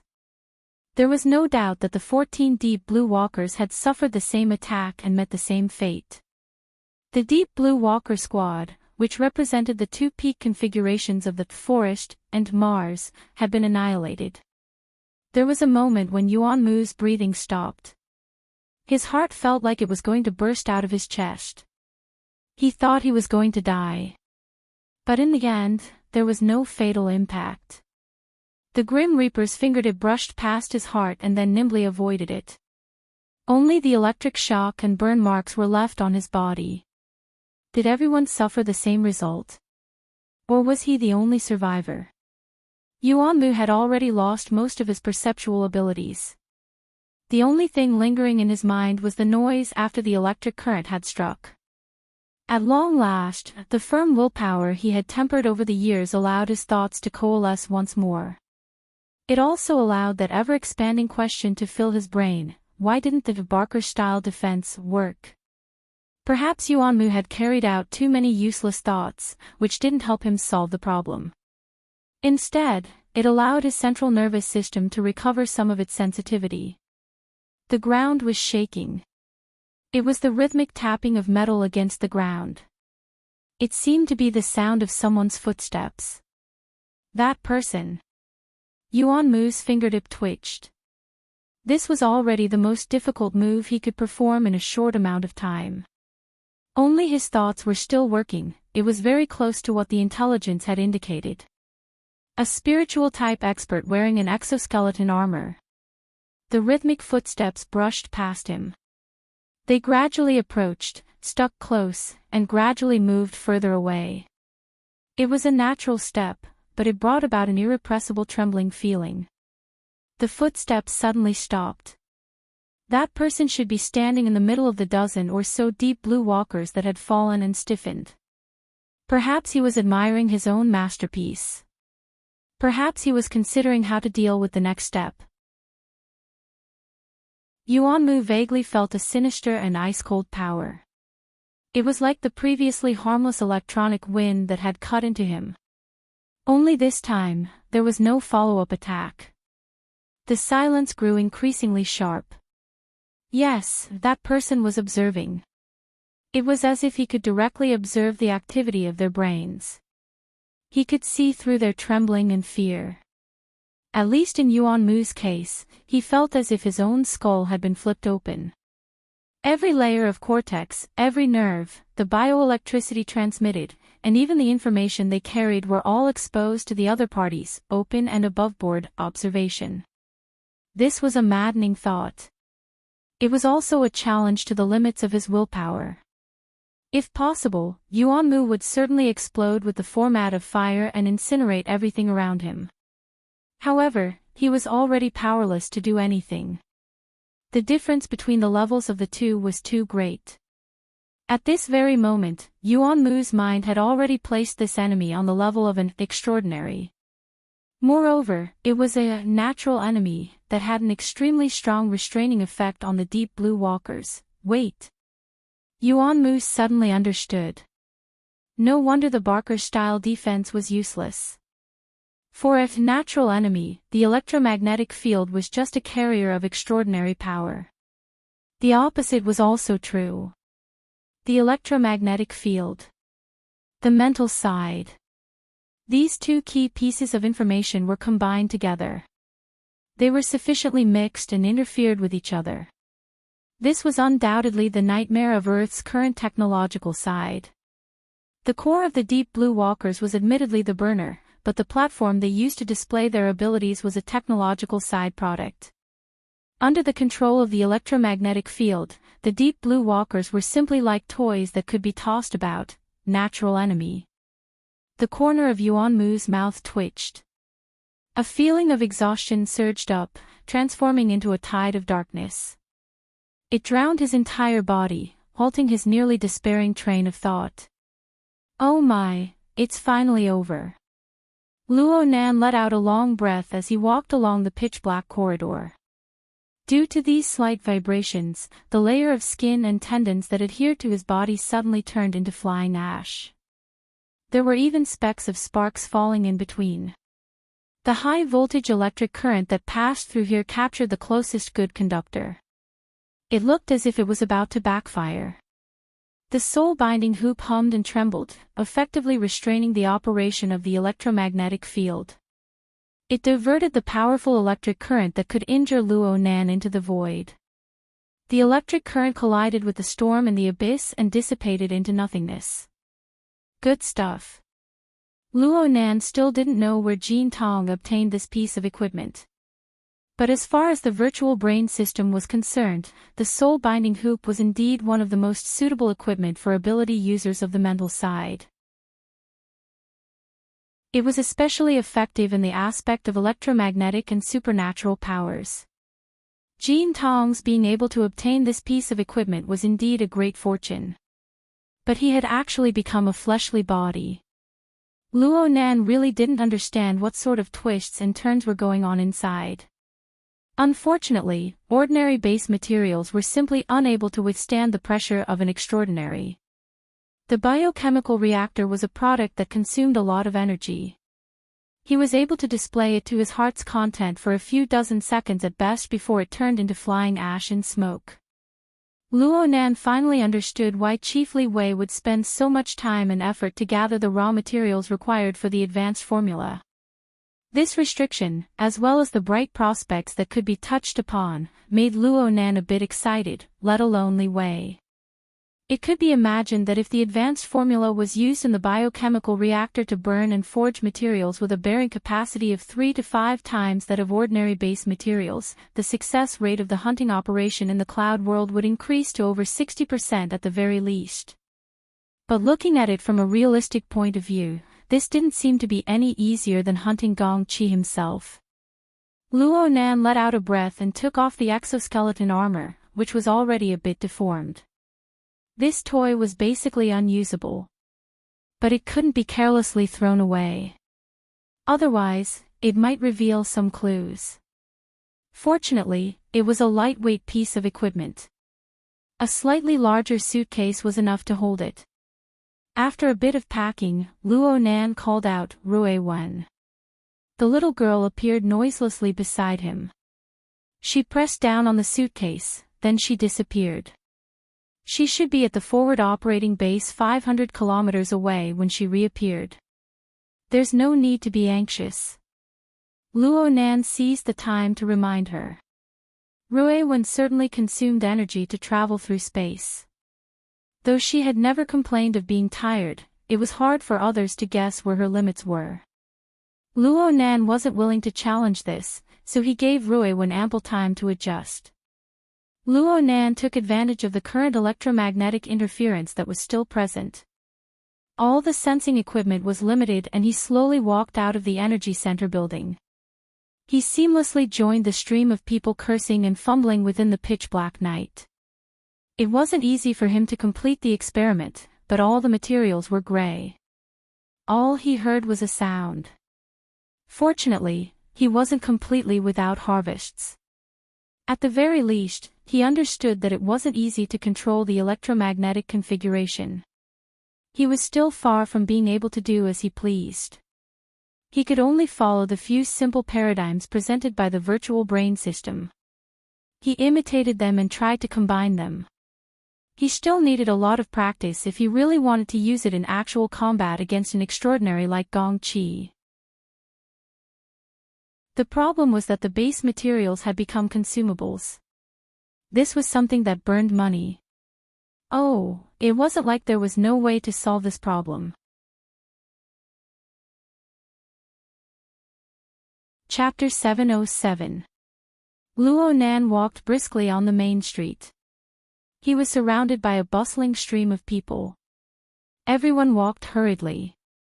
The lights on their wristbands and various electronic devices lit up. They flew and rotated in the surroundings along with their body movements. It was as if Luo Nan's consciousness was cruising within the storm of the Abyss region. The storm of the Abyss region had yet to subside. The powerful electromagnetic field that was introduced through the electromagnetic configuration had undergone a partial mutation.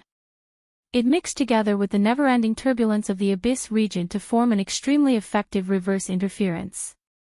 It interweaved with the effects of the storm of the Abyss region on the material plane.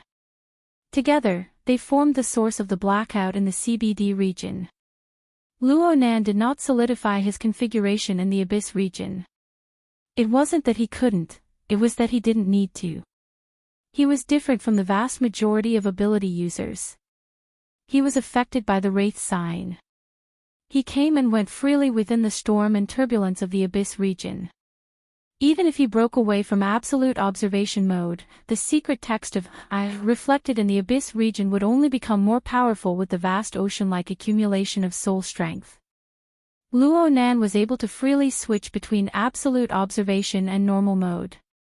This experience not only gave Luo Nan secrecy and convenience, but it also gave him a free and calm control. Therefore, he was able to transcend the Abyss region and set off a large-scale storm. The most technical aspect was that he was able to choose the parts that affected the Abyss region.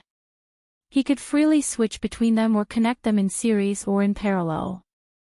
For example, at this moment, the mysterious character was reflected in the Abyss region under the support of the Wraith sign. It was completely empty, like a pedestrian that overlapped with the surrounding dark scenery. However, there were two sources of light on its body. One was the condensation ring configuration, and the other was the electromagnetic configuration. The condensation ring was the carrier for the expansion of perception, and the other formed an enormous source of interference. The two operated in parallel, forming a domain that could make one vomit blood. The condensation ring configuration, which had been tempered 1,000 times, was relatively introverted and stable. The electromagnetic configuration, which had just been condensed, was much more lively. It flew and revolved around the secret text of I. It shone with resplendent light. Every time it converged, there would be a slight change. It adapted to the environment of the Abyss region and resonated with the material plane. It seemed omnipotent to control the omnipresent electromagnetic field. Luo Nan did not think of himself as Zeus. He did not forget that he was just a middle school student who solved problems according to established paradigms. Therefore, he was generally quite calm. On the other hand, the electromagnetic configuration did not break away from the scope of formatting theory. It could still be controlled and explained by the self-format. This was something he was very pleased about. Speaking of which, during this period of time, he was able to break away from the fixed pattern, and it felt even better. It was just like riding a motorcycle in the wilderness during the day. Now that he was walking on the crowded streets of the city, there was also a sense of freedom and pleasure, especially when there was a layer of darkness that he had personally created around him. This feeling was different from when he was in the wilderness. Over there, he could do anything he wanted. But here, he had to do something no matter what. There were people passing by him at all times. If Luo Nan wanted to, he could make these people dance according to his will. There was practically no difficulty at all. That should be quite interesting, but also quite scary. Luo Nan was amused by his own thoughts. He clapped his hands and naturally received the cutting gazes of the surrounding people. Everyone, you don't have to thank me. I'm just a young man with a high moral standard. Luo Nan chuckled again. In any case, no one here recognized him. He wouldn't have the omnipresent location of the psychic wave network, and he wouldn't have to walk on the streets with the security arrangements of open and hidden sentries. Brother Ikuan, I love you, but you should just die from your position as a bodyguard. Live on as a sparring partner. Luo Nan's footsteps grew more and more agile. He hummed the guitar song that Rui Wen often practiced. He walked a long distance before he began to count down. 3, 2, 1. The electric current passed through millions of wires. The constrained electric and magnetic fields flipped back and forth, driving countless motors and gears. They also radiated a chaotic mess of high and low frequency bands. The light here was like the continuous notes played by a pianist's fingers. They appeared in a clear rhythm, and then they ended with a glorious chorus of accents. The buzzing of electrical appliances filled every building and every street. The background noise became clamorous, but this was the breathing sound of life in today's city. The tens of thousands of people on the streets let out sighs of relief. There were even louder cheers. Of course, there were also curses in between. But no matter what, the electricity had come. Luo Nan stretched his body under this piece of light. I'm done. Pack up. The transition between darkness and light brought about a new wave of chaos. Luo Nan threaded his way through the stream of people going back and forth. He soon turned a corner and headed down from this shopping mall to where he had placed his off-road motorcycle. It wasn't even 11:00 at night. He would take advantage of the night to walk another 500 kilometers of mountain roads and return to the forward operating base. If the airdrop went smoothly and the deviation was small, he would be able to make it in time for tomorrow's breakfast. Aside from nutritious soup, he would also be able to have Cat Eyes bring a portion of tofu pudding. Perfect. Luo Nan turned into the elevator lobby of the shopping mall. It was already quite late, and with the addition of the power outage, the flow of people at the scene of the shopping mall was quite low. Everyone didn't have the mood to continue strolling, let alone those unlucky bastards who had been trapped on the higher floors. Most people were like Luo Nan. They took the elevator to the parking lot and prepared to leave. Therefore, the 10 elevators in the elevator lobby were unexpectedly full for several waves in a row. He shook his head and simply left the elevator lobby. He prepared to take the fire escape route. There were many other people who had the same idea. It was bustling with activity. Luo Nan mixed into the stream of people and walked forward at a pace that was neither fast nor slow. But there was still a distance between him and the fire escape door when his eyelids blinked. Oh my, the efficiency is off the charts. On Luo Nan's sensor network, police cars were closing in on the vicinity of the off-road motorcycle that was a key marker. The special police force members didn't wait for the motorcycle to come to a complete stop before jumping off one by one to protect the technicians. They used the mentality of removing mines and explosives to surround the novice motorcycle that had only traveled 500 kilometers. Oh, that's not right. It was more like some sort of boss going on patrol. Should he snatch it back? Forget it. He didn't have any enmity with the Spring City government or the military. He had already gone a bit overboard today, so he shouldn't push their nerves any further. Luo Nan's thoughts changed and he basically said goodbye to this off-road vehicle that he had just obtained not too long ago. What awaited it was perhaps to be dismembered into 8 pieces by the analysis center and be thoroughly investigated for any and all clues. Actually, it was quite easy to drive. Luo Nan gave a sigh of grief for his own mount. He deviated from the route and walked straight out of the shopping mall. There was a slight change in his plans. Right now he needed to find an off-road vehicle. Otherwise, he wouldn't have the ability to jump across the air. He would most likely break his legs if he really wanted to traverse a 500-kilometer mountain road. No matter what he wanted, he needed to have money. Luo Nan opened the virtual interface of his wristband and looked at the reserves in his personal treasury. One of the benefits of being an ability user, especially a relatively high-level ability user, was that it was unlikely that he would be short on money. Especially during these 4 months, Luo Nan had opened up a few theory classes in a very unfriendly manner. Let's not talk about the reception of the classes themselves. Quite a sizable amount of credits and honor points entered his account every time. Credits were used in the secular world, while honor points were used in the inner world. No matter which side he was in, he was quite a wealthy landlord. Relative to his age. Yep, he could search for the nearest off-road vehicle specialty store. Cragburst was fully deserving of his authority in this field. Luo Nan possessed basic common sense under his influence. It wasn't difficult to choose a suitable consumable for the time being. Luo Nan prepared to search on the internet. Of course, he absolutely couldn't use his wristband. Otherwise, the SCA would laugh until they cried. Hiss, hold on. Luo Nan suddenly thought of an extremely critical problem. Speaking of which, how am I going to pay? It must be known that this was a society of information, a society of the Internet of Things, and a society of authority. Legal residents only had one ID. All of their personal actions, network traces, and terminal consumption were all expended from this ID account. Even if the government blew the skies and placed privacy in the most important position, Luo Nan knew very well that practically everyone was transparent when faced with the government's machinery and capital power. As long as the SCA willed it, a person's time, place, store, method of consumption, amount of consumption. These basic information were simply like thick ink marks scribbled on a piece of white paper. They were clear, accurate, and completely exposed.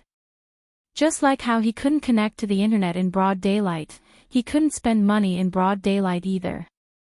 The situation was even more serious. He could use the external neuron to create a shortcut when it came to connecting to the internet. But if he used the external neuron for things like transactions where both parties were willing to do it, was this a robbery? Of course, the authority network of the secular world couldn't cover everything. Back then, Luo Nan was able to find a channel like the Secret Star Forum to sell prohibited chemical compounds. For ability users, there were far too many channels for transactions. It was said that every secret organization and religion had their own internal transaction network. Xia City had an even higher level psychic wave network. Of course, the most common was the intranet of the Ability User Society known as the Wilderness Explorer Society. That place was a completely lawless place. The SCA didn't have any authority to speak of. Luo Nan had done quite a few transactions on the society's intranet. The convenience of the internet was not much worse than that of the secular world. However, even if it was the society's internet, the nature of the information, the IoT, and the authority society didn't change. The major powers who controlled the resources of the network could strip away all sorts of privacy protections at any time to peek at the most core secrets. Luo Nan, a hot topic who should have been studying in Xia City, doing experiments, and doing research, didn't use any means of transportation. He didn't have any travel information, but he appeared 2,000 kilometers away on the streets of Spring City in the span of a few hours.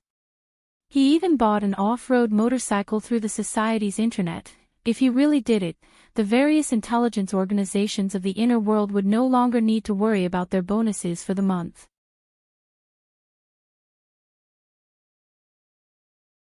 Chapter 708. I'm so stupid. I'm so stupid. I'm so stupid. The female's sharp voice played back and forth. This special ringtone made everyone in the bar raise their eyebrows. A nightclub man had been staring at his target for a long time. He was just about to make a move when his outstretched hand froze in midair. At this time, the half-drunk woman lying on the bar raised her eyelids and raised her hand. Her wristband sensed the gesture and automatically connected. Hello? Oh, secretary he. A voice that was extremely similar to a ringtone rang out. Because she was sleepy, the voice was a bit hoarse. It's private time right now. I've turned off the internet. Where is he? How would I know? In any case, he's not in my bed. Rue 1. That little girl loves to play hide and seek the most. You count to 10 and then call out. Maybe she'll jump out. TSK. You're really annoying. Cat Eyes struggled to sit up from the bar and shook her head. She shook her head to get rid of the wine in front of her eyes. She grabbed the half-empty glass of wine next to her and splashed it on the face of the scheming nightclub man. Amidst a mix of panicked cries and excited screams, she supported herself on the bar and stood up. She clearly had the appearance of a drunken cat that could fall to the ground at any time, but she slapped the nightclub man, who wanted to get back at her, to the ground. Then she swayed her steps and walked out amidst gazes of astonishment, admiration, yearning, and greed. The call was already disconnected. Cat Eyes was annoyed. Why did they come to find me when they couldn't find him?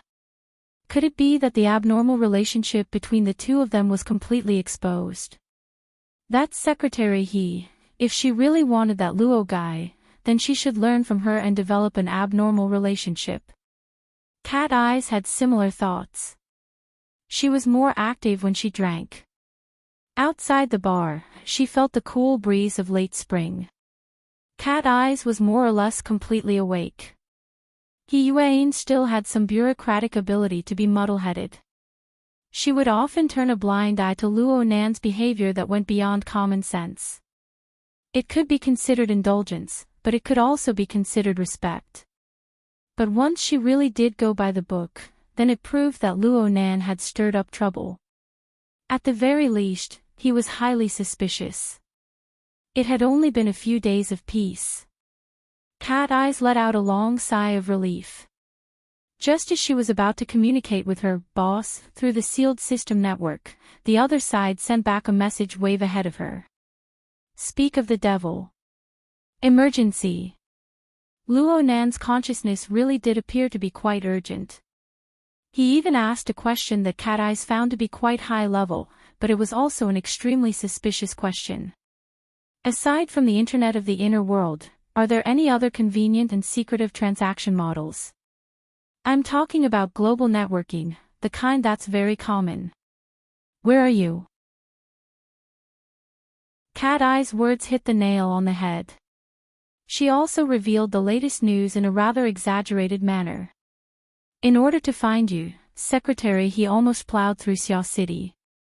The person on the other end was silent for 2 seconds before replying, Spring City. Ha! Cat Eyes' already bright pupils dilated a little. She was truly interested. She simply sat on the curb of the road. Her long legs, which seemed to glow like a man's, were spread open. Even though she was covered by shorts, she still wantonly attracted the attention of the opposite sex and even the same sex around her. Tell me in detail. If you don't explain the situation, how am I supposed to know what you're up to? What's there to hesitate about? I won't laugh at you. A minute later, this bold and gloomy girl burst into laughter as if no one was around. She nearly fell backwards. Her sharp laughter painted the scene she had created with her own hands. It painted an even brighter color. It scared away a few people, but it attracted even more people. Cat Eyes turned a blind eye to this. She just laughed at the boss who dominated her life to her heart's content. Oh my God. Why do you have to be so stubborn as to crash into a specialty store? There are so many on the streets. Fine. There are a few professional off-road cars, but aren't your eyes and ears the most well-informed? It's just a trifling Spring City. You've gone through the Civ-style Earth will twice. Are you afraid that you won't be able to find a suitable car? The person on the other end was silent for a moment. Finally, a shout was heard. Isn't that just stealing? How can I do that kind of thing? This shout was not so much a rejection of morality. It was better to say that it was a shameful anger that came from a brain turning a corner. Cat Eyes grinned. Wait a minute. Let me look at the news. TSK. Spring City's central business district. Over 20 minutes of power outage. This kind of loss should be in the tens of millions. You've just burned someone's tens of millions, and now you're even arguing about a car.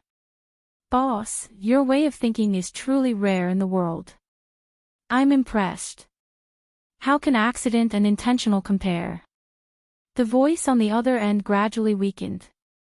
It was obvious that he couldn't find a more convincing reason. At this time, Cat Eyes took a step back. Fine, fine. After all, this is an atypical situation. But are you sure you don't want to use a quick and convenient method?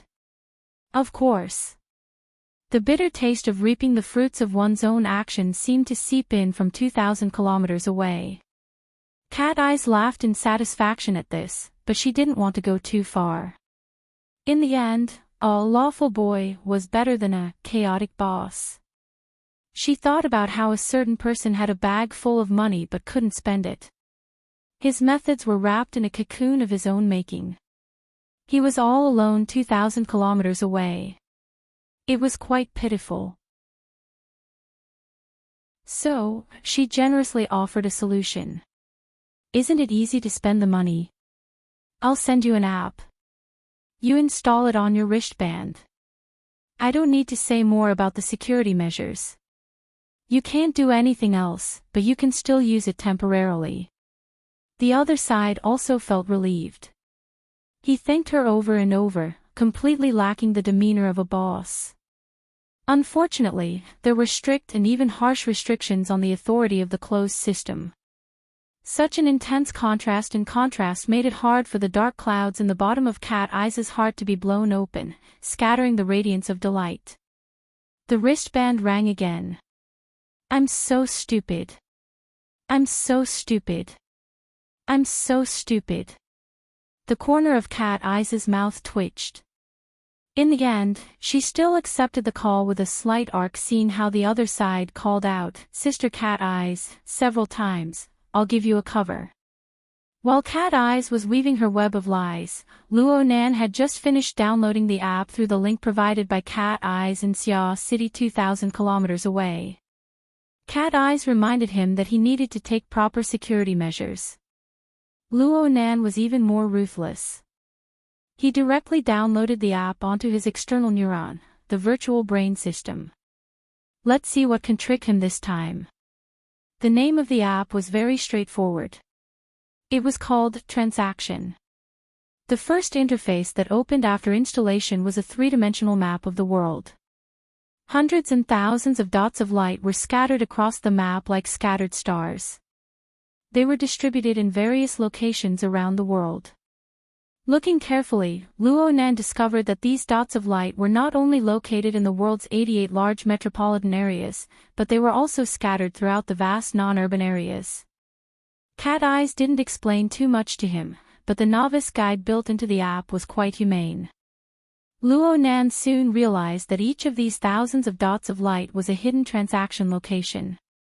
The foundation of their existence was the vagabond tribes that were inharmonious with the modern metropolis civilization. They were located in every corner of the world. That's right. These transaction locations were established by vagabonds of the wilderness. They followed the migration of the vagabond tribes and moved without end. The transaction locations represented by each dot of light weren't necessarily accurate. They were constantly changing. They were reflected on the app, and they weren't refreshed in real time. However, with the implementation of the Vagabond Act in recent years, large amounts of vagabonds returned to the cities. Many of the tribe's transaction locations entered the cities as well. Their existence was reasonable. Their existence was demand. These flea markets, that were completely separated from the social network of authority, had their own value to vagabonds, to ability users, and to certain people who sought convenience. They were able to survive within the cracks of policy and human relations. They had a far more stable environment than the wilderness. The app showed that there were 2 vagabond transaction locations in Spring City alone. There was a brief description of the goods and information. Online shopping didn't exist here. Only face-to-face transactions were possible. Due to the special nature of the transaction locations, the barter model was a bit more popular. If one wanted to use credits or honor points, one would have to pay a rather heart-wrenching commission fee. Luo Nan first confirmed the goods and then looked at the distance. He finally chose the Yuhol market that was about 40 kilometers away from the CBD. Yep. This was the closest one. He still needed to check the bus routes. Wait a minute. If he didn't want to leave behind any traces and maintain his moral standards, then this method wouldn't do. Hiss. Luo Nan raised his head to look at the night sky that was once again obscured by light pollution. He suddenly felt that it would be quite good to burn off a few tens of millions. Luo Nan had recently been learning stealth and rapid movement techniques from Red Fox. He hadn't given up on the cultivation of the 9 orifices 6 roots technique. His physical fitness was still steadily increasing. However, running a marathon that was twice as fast as the world record was still tiring. And this was the plateau. It was already midnight in Spring City when Luo Nan entered the recycling stratum of Spring City while panting slightly according to the route indicated by the app. The sound of his panting was exceptionally clear in the silent and dark alleys of the building. It attracted the gazes of many people in the shadows. It was said that the 88 large metropolitan circles were all the work of copy and paste. Then the copy wasn't just the bright side. There were also the shadowy areas of the recycling stratum that the sunlight couldn't reach. Compared to the bustling business district, the recycling stratum of any city couldn't be put on the table. Even though they were only a fine line away from bustling. This evoked a few hazy memories in Luo Nan's mind. He had come to a similar place when he was in Xia City. Back then, he was still a crow. Cough. Actually, his soul was attached to Ink's body. He and Crag Burst had turned that area upside down. It was also there that he had rescued Rui Wen. Speaking of which, gangsters seemed to really like the Beast faction's off-road vehicles. If someone were to jump out and yell, "robbery," wouldn't he be able to immediately kill them? No, snatch them back. This didn't violate basic morality. And it was much more convenient than going to some market or exchange. Luo Nan really did have a bit of expectation when his thoughts reached this point. But Luo Nan was soon disappointed. The sensor network in front of him fully displayed the surrounding geographical environment of the Yuhol market. It was different from the remains of the highway in Xia City that connected the inner and outer parts of the city. What ran through most of the lower stratum was an underground river that gradually meandered into the ground.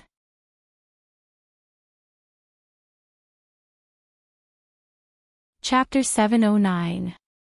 Since Luo Nan was unable to take shortcuts, the so-called robbery and counter-robbery became dull and uninteresting. However, there were some people hidden in the shadowy corners. They held a deep interest in a target who was walking alone in a narrow alley near midnight. There were more than one greedy gaze that roamed Luo Nan's body in an attempt to find traces of luxury goods. There were also some people who had purer inclinations towards happiness. It was a long night. Finding a random person to pass the time was good. Of course, there were even more people who had completely indifferent attitudes towards the people and matters in the corners of the alleys. They shut their doors and windows and went to sleep, saving energy for tomorrow's livelihood. Or they tossed and turned in their own little world. This was the recycling stratum. Low-income people, vagrants, gangs, vagabonds. In short, they were people who had yet to adapt to this society. They injected chaotic emotions and colors into this area. In terms of spectrum, it wasn't to the point of despair, but it was quite far from normal. Emotions and desires were directly visible in Luo Nan's eyes, but he didn't believe that comprehending the mysteries within was an easy matter. If he were to make an inappropriate analogy, it would be like an electromagnetic wave. Visible light was only a small and insignificant part of its long spectrum. There were far too many other deadly things hidden deep within the indescribable layers. Luo Nan was just like the brilliant sunwheel that was rolling within the abyss. Even though it was separated by an endless distance of space and time, it transmitted a tiny bit of heat. The divine ability it created made Luo Nan feel deep fear and reverence. Every time Luo Nan tried to understand it, he would always have the painful experience of drawing fire to his body. Even his body and mind would be out of balance for a few days. After a few times, his entire body was on the verge of collapse. In comparison, the ice-cold virtual brain system seemed much more amiable. In recent months, Luo Nan had devoted himself to the preparatory work of planning his hunt in the clouds. It had been a long time since he had taken the initiative to warm himself. Tonight, he was affected by the emotional atmosphere of the recycling stratum. His telepathic thoughts drifted over and was unexpectedly scorched. His mind was a bit gloomy. He didn't have the mood to play the game of snatching and counter-snatching. He simply released a bit of mental oppression. It didn't have much lethality, but it was enough to make the brains of the people around him feel as if they were being pricked by needles. Whoever had more evil thoughts would suffer a more miserable backlash. Luo Nan had been roasted by the abyssal sunwheel for several months, but it wasn't as if Luo Nan hadn't gained anything at all. He learned these little tricks without having to learn them. Soon, a series of groans came from the darkness. The floating malice was like a mosquito that had been sprayed with medicine. It hummed and scattered in all directions. After that, the surroundings became completely quiet. Those who were able to stand guard outside the vagrant exchange knew how to behave, even if they were gangsters. With so many aptitude users entering and exiting, even if there was only 1% or 1,000th chance of conflict, it would be enough to beat this group of people into submission like dogs. Luo Nan was able to easily arrive at the pier that led to the U-Hole Market, the main entrance. The entrance that connected the mortal world, the inner world, and the underground black market was placed in this not-so-remote location. There would certainly be some concealment. What appeared on the outside was a sealed-off factory area. It was currently in a state of desolation. Luo Nan didn't know what it used to be. It looked like it was riddled with holes, and even the main entrance was covered in rust. In fact, it was sealed quite tightly. It was hard to get a full view of it from the densely packed high-rise buildings in the surroundings. Luo Nan followed the instructions on the app and found the verification switch on the dirty main entrance. He entered the verification code, but the main entrance didn't move. Instead, a small door to the side opened. After entering the factory area, there was a wide, two-way, 6-lane road in front of Luo Nan. It led directly to the pier.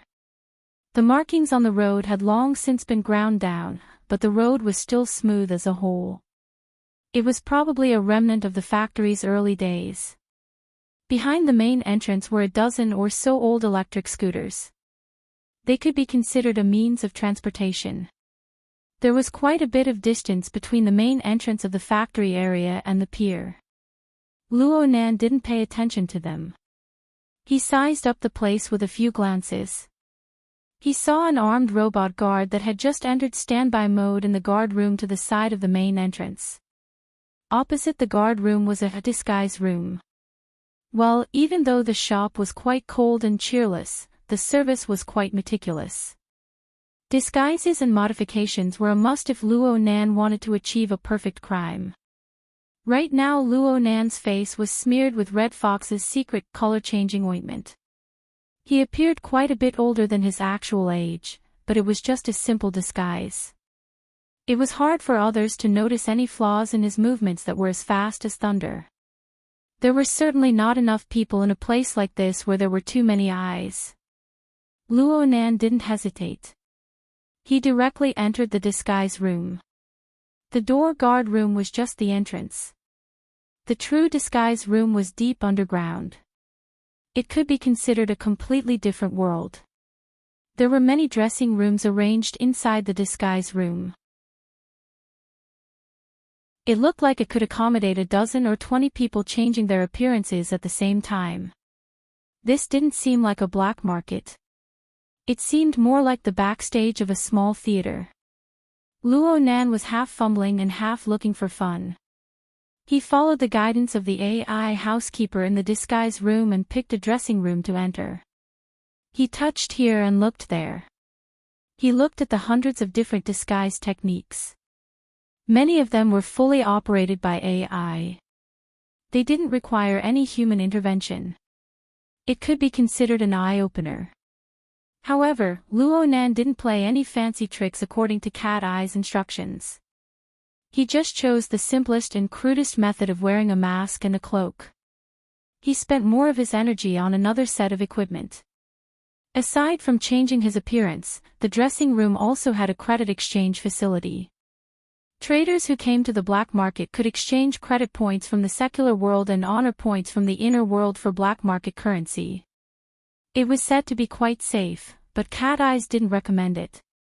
This was because the exchange facility had an excellent credit system attached to it. These were Cat Eyes' words. Luo Nan held on to his curiosity and abandoned the currency exchange function of the system interface. He chose the credit rating to the side. According to Cat Eyes, one could obtain a credit loan through this credit rating. To be more precise, it was a free startup fund for professionals. The system required the trader to display their professional skills and use their ability level to exchange for a certain amount of money. This money was purely a gift. It was anonymous and didn't need to be repaid. There were no traces to speak of. Praise the Bo Lu who was willing to burn money. The system interface began to display basic options: fleshly side, mental side. Of course, Luo Nan chose the fleshly side. He had to disguise himself. The system clearly didn't possess the ability to distinguish between lies and lies. It easily let him pass. Next, it asked about professional skills. Luo Nan chose the mechanical design, processing, and assembly column from the long list. He had learned the basics of engineering from worker Zhai over the past half a year. He had also learned how to assemble, modify, and operate the exoskeleton platform. He also had the support of the virtual brain system. This was indeed the skill he could bring out the most in the secular world. According to worker Zhai's evaluation, being an engineer in their maintenance center was more than enough. The system seemed to place a bit more emphasis on professional skills. A new window immediately popped up after Luo Nan made his choice. The new window was actually a virtual work area. It displayed a perspective view of an oil pressure servo system that had been damaged by an external impact. There was even a set of virtual tools lined up next to it.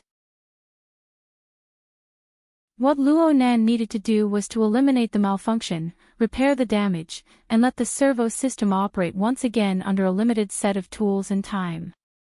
You still use oil pressure. Such an ancient design.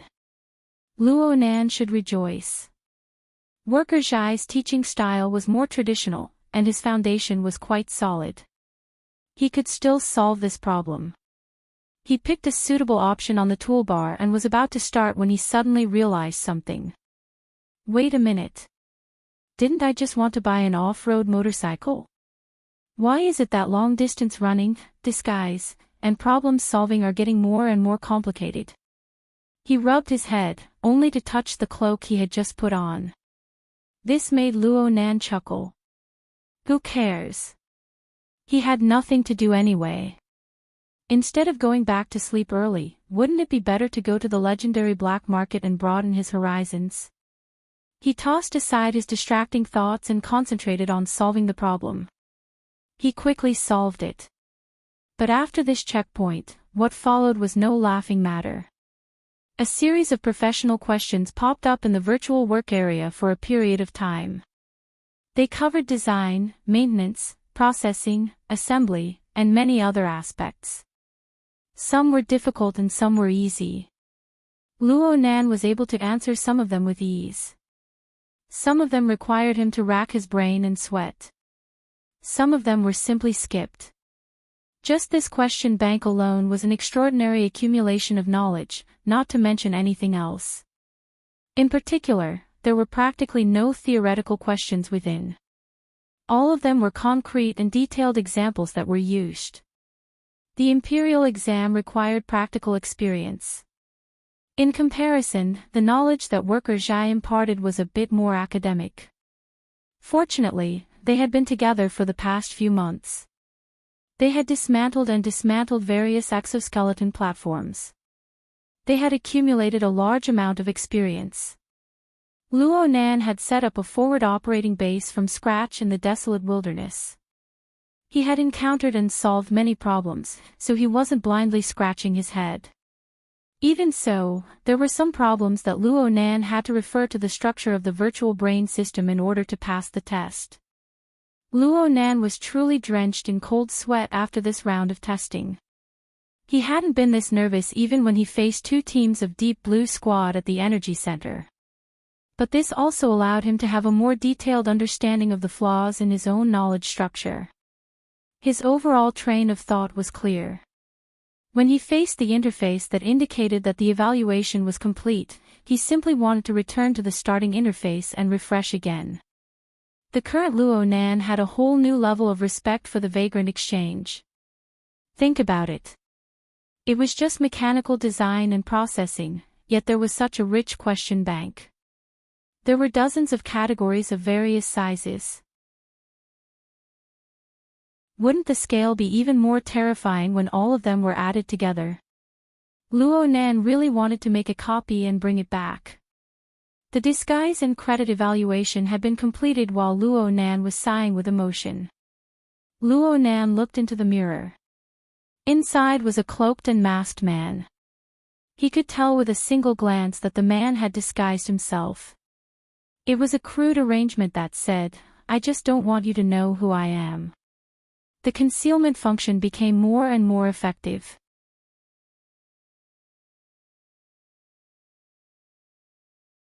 Chapter 7:10. Luo Nan didn't really care about the effects of his disguise right now. His attention was completely drawn away by the professional credit assessment exam. The credit rating system didn't immediately give a result. It just opened a private passage in the dressing room for Luo Nan, indicating that he could leave. At the other end of the passage was an old workshop.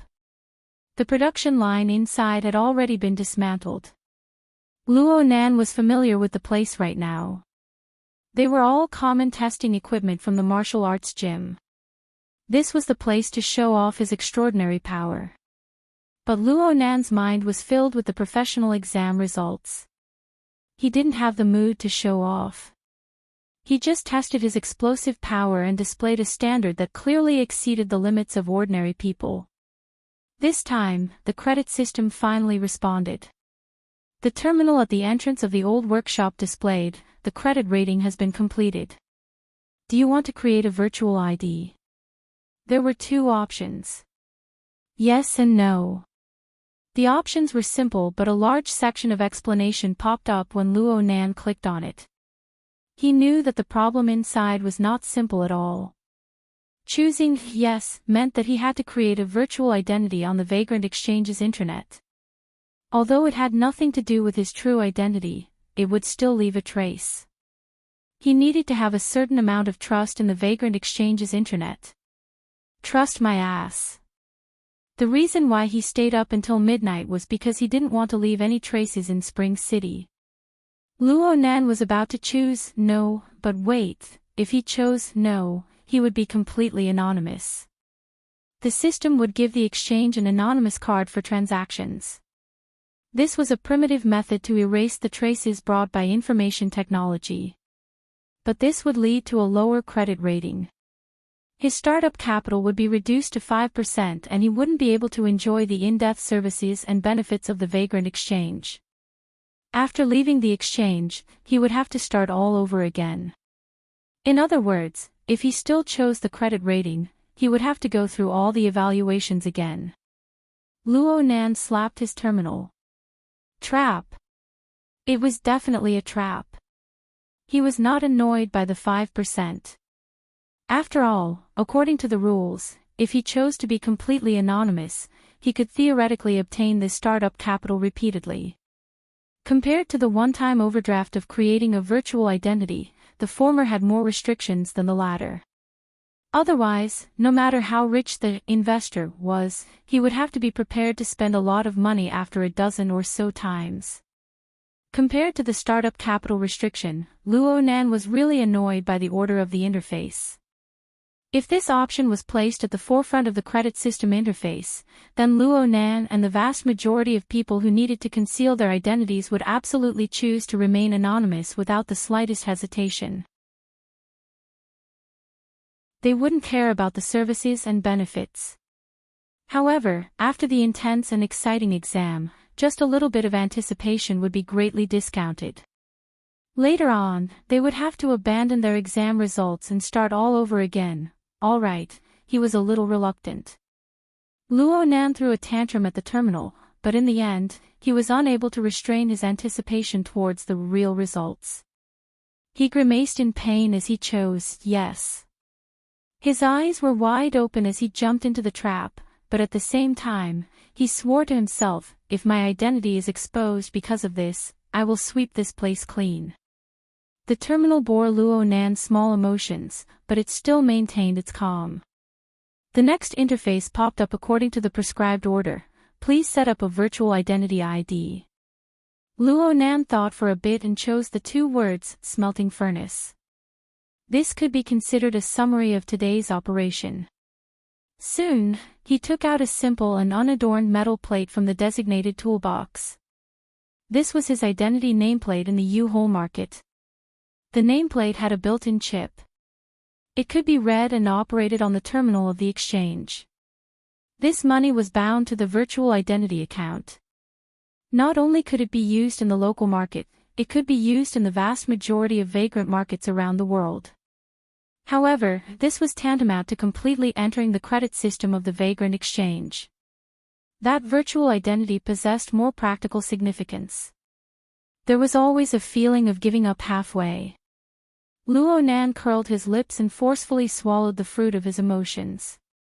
He focused his attention on the evaluation results. The terminal read the nameplate's information and displayed it on the display, smelting furnace. Fleshly awakened. Intermediate mechanic. Startup capital of 328 points. 328 points. Was this considered a lot or a little? Just as this thought flashed through Luo Nan's mind, the display screen refreshed once more. Professional technical evaluation, 3609 in the mechanical category, top 40%. Overall evaluation, 60,763, top 50%. Startup capital is C file. Note, if you enter the top 500 in the professional evaluation or the top 5,000 in the overall evaluation, you can change your file to B file. The corresponding startup capital will be refunded. Oh my, there was still a follow-up. Luo Nan blinked his eyes at the display screen. On one hand, he wanted to understand the total scale of the vagrant exchange system and his own position among the professionals. On the other hand, he wanted to gain a deeper understanding of the Burn Money Scout and its tricks. Right now, it seemed that the startup capital itself was quite reliable. This wasn't a one-time deal. There were still upgrades to come. Of course, this was also a method to increase user stickiness. Luo Nan began to comfort himself. Fortunately, he chose to establish a virtual identity. Otherwise, if he followed the standard of 5%, he would be left with less than 20 points. What would he do with it? Buy a midnight snack. It was almost 1:00 in the middle of the night. There were very few people who would mess around at this hour in the black market. There was not a second person who entered the entire time. Luo Nan completed his mental adjustment. He stepped on his electric scooter in a carefree and unhurried manner. He rolled over the spacious asphalt road and passed through the spacious and empty factory area. He arrived at the pier a minute later. This place was still empty. There was only a terminal that could be used to swipe a card for verification. Luo Nan operated according to the rules. A sealed small boat floated up from the water's surface a few seconds later. It immediately opened up its cladding, revealing a narrow cabin that could accommodate 2 people at most. The automatic control system display screen at the bow of the boat lit up, displaying the winding route of travel. This was the transportation tool that led to the U-Haul market. Luo Nan boarded the small boat. The small boat started automatically the moment he sat down. It noiselessly tore through the water's surface and moved forward at a pace that was neither too fast nor too slow. Luo Nan sized up the place with curiosity on the way. Sparse and scattered lighting seeped through the gaps between the densely packed stalagmites above his head. It was hazy and carried chaotic ghostly shadows. Luo Nan could still faintly see the mottled colors on the rocks. The U-Haul market was located in the depths of a typical karst cave. The entire structure was divided into sections. There was a clear downward path after traveling several kilometers along the waterway. The buildings in the city grew more and more sparse, and the topography became more and more complex. A portion of the waterway even needed to be submerged in order to pass through. It was because of this that the small boat had a completely sealed cladding. It also needed to be used as a temporary submarine. The karst cave in front of him grew lower and lower. The falling stalagmites were about to hit his head. Luo Nan simply lay down. His gaze lingered on the stalagmites of all shapes and colors. The sensory network that came out ahead had already mapped the general situation of the area within a radius of 20 kilometers in his mind. There were hundreds of karst caves of all sizes. There were hundreds of thousands of stalagmites. The result of the direct reflection was very chaotic. It was like an enormous maze. Luo Nan closed his eyes for a moment. His cerebral cortex and central nervous system operated at high speeds, endlessly integrating the information received by the sensory network. He used the secret technique of overall planning to increase the efficiency of the processing, gradually stripping away the outer layer of the chaotic and useless baggage to form an even clearer road map. Well, it was still relatively simple. Luo Nan had been carrying out the reconstruction of the structure of his mental senses for the past few months. The source of power came from the depths of the cloud world, the misty labyrinth that made it difficult for him to move forward. The space-time configuration fragments danced before his eyes all the time like a sandstorm. They were randomly pieced together and combined together. There were even more repulsion and collisions. When faced with the tens of billions of configuration fragments, Luo Nan was unable to grasp the logic of the structure within. He was unable to figure out what kind of laws were there. His soul strength was without a basis. Most mental senses and interference were ineffective. Exploring the mysteries of the depths of the labyrinth was out of the question. Over there, Luo Nan had become blind with his eyes wide open. He could only toss and turn in an area with a radius of a few dozen meters. He slowly piled them up like building blocks, expanding the range. If it weren't for Rue 1, this little walking stick, 100 or 1,000 Luo Nans would have been lost until the end of their lives. Compared to the misty labyrinth in the clouds, the underground karst cave was far too intimate. Luo Nan only used 10 seconds to draw a concise and clear topographic map in his mind. Whether it was the winding waterway or the isolated and fractured topographic structure, everything was clearly reflected on the map. Next up was a matter of supplementing the details. Speaking of which, if you were to make a rubbing copy of this topographic map and sell it, how much money would it fetch?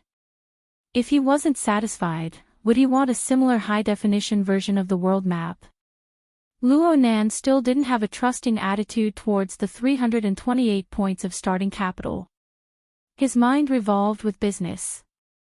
The AI within the small boat emitted a warning sound while he was pondering. It warned the passengers that they were about to enter the water. The stalactites above their heads had already fallen down piece by piece. Some of the edges had already pierced into the water surface. The small boat's fully enclosed cladding slid and docked, sealing the already narrow cabin even more tightly. They entered the underwater phase. The lights within the cabin lit up and the oxygen supply system began to operate. Overall, it didn't seem stuffy. Luo Nan blinked and looked at the half-worn paint on the cladding. He thought, next time I come here, I must definitely try the entrance outside the city. That place is much more spacious and convenient. However, it was quite interesting to carry out underwater in this manner. He looked at the waterway topographic map that he had sorted out earlier. It seemed that this was the only way to run through the 4 levels of the U-Hole market.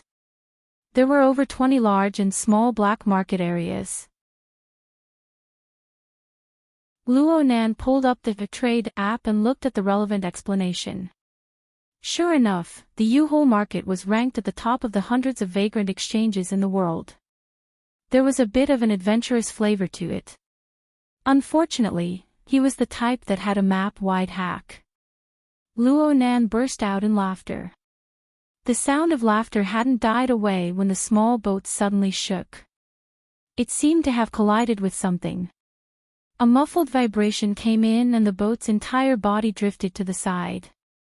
Then it collided with the uneven stone wall on the side of the river. This time it was clearly heavier and Luo Nan felt dizzy and disoriented from the jolt.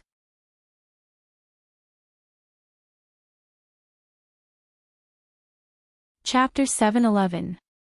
Luo Nan instinctively panicked upon encountering an accident, but he soon calmed down.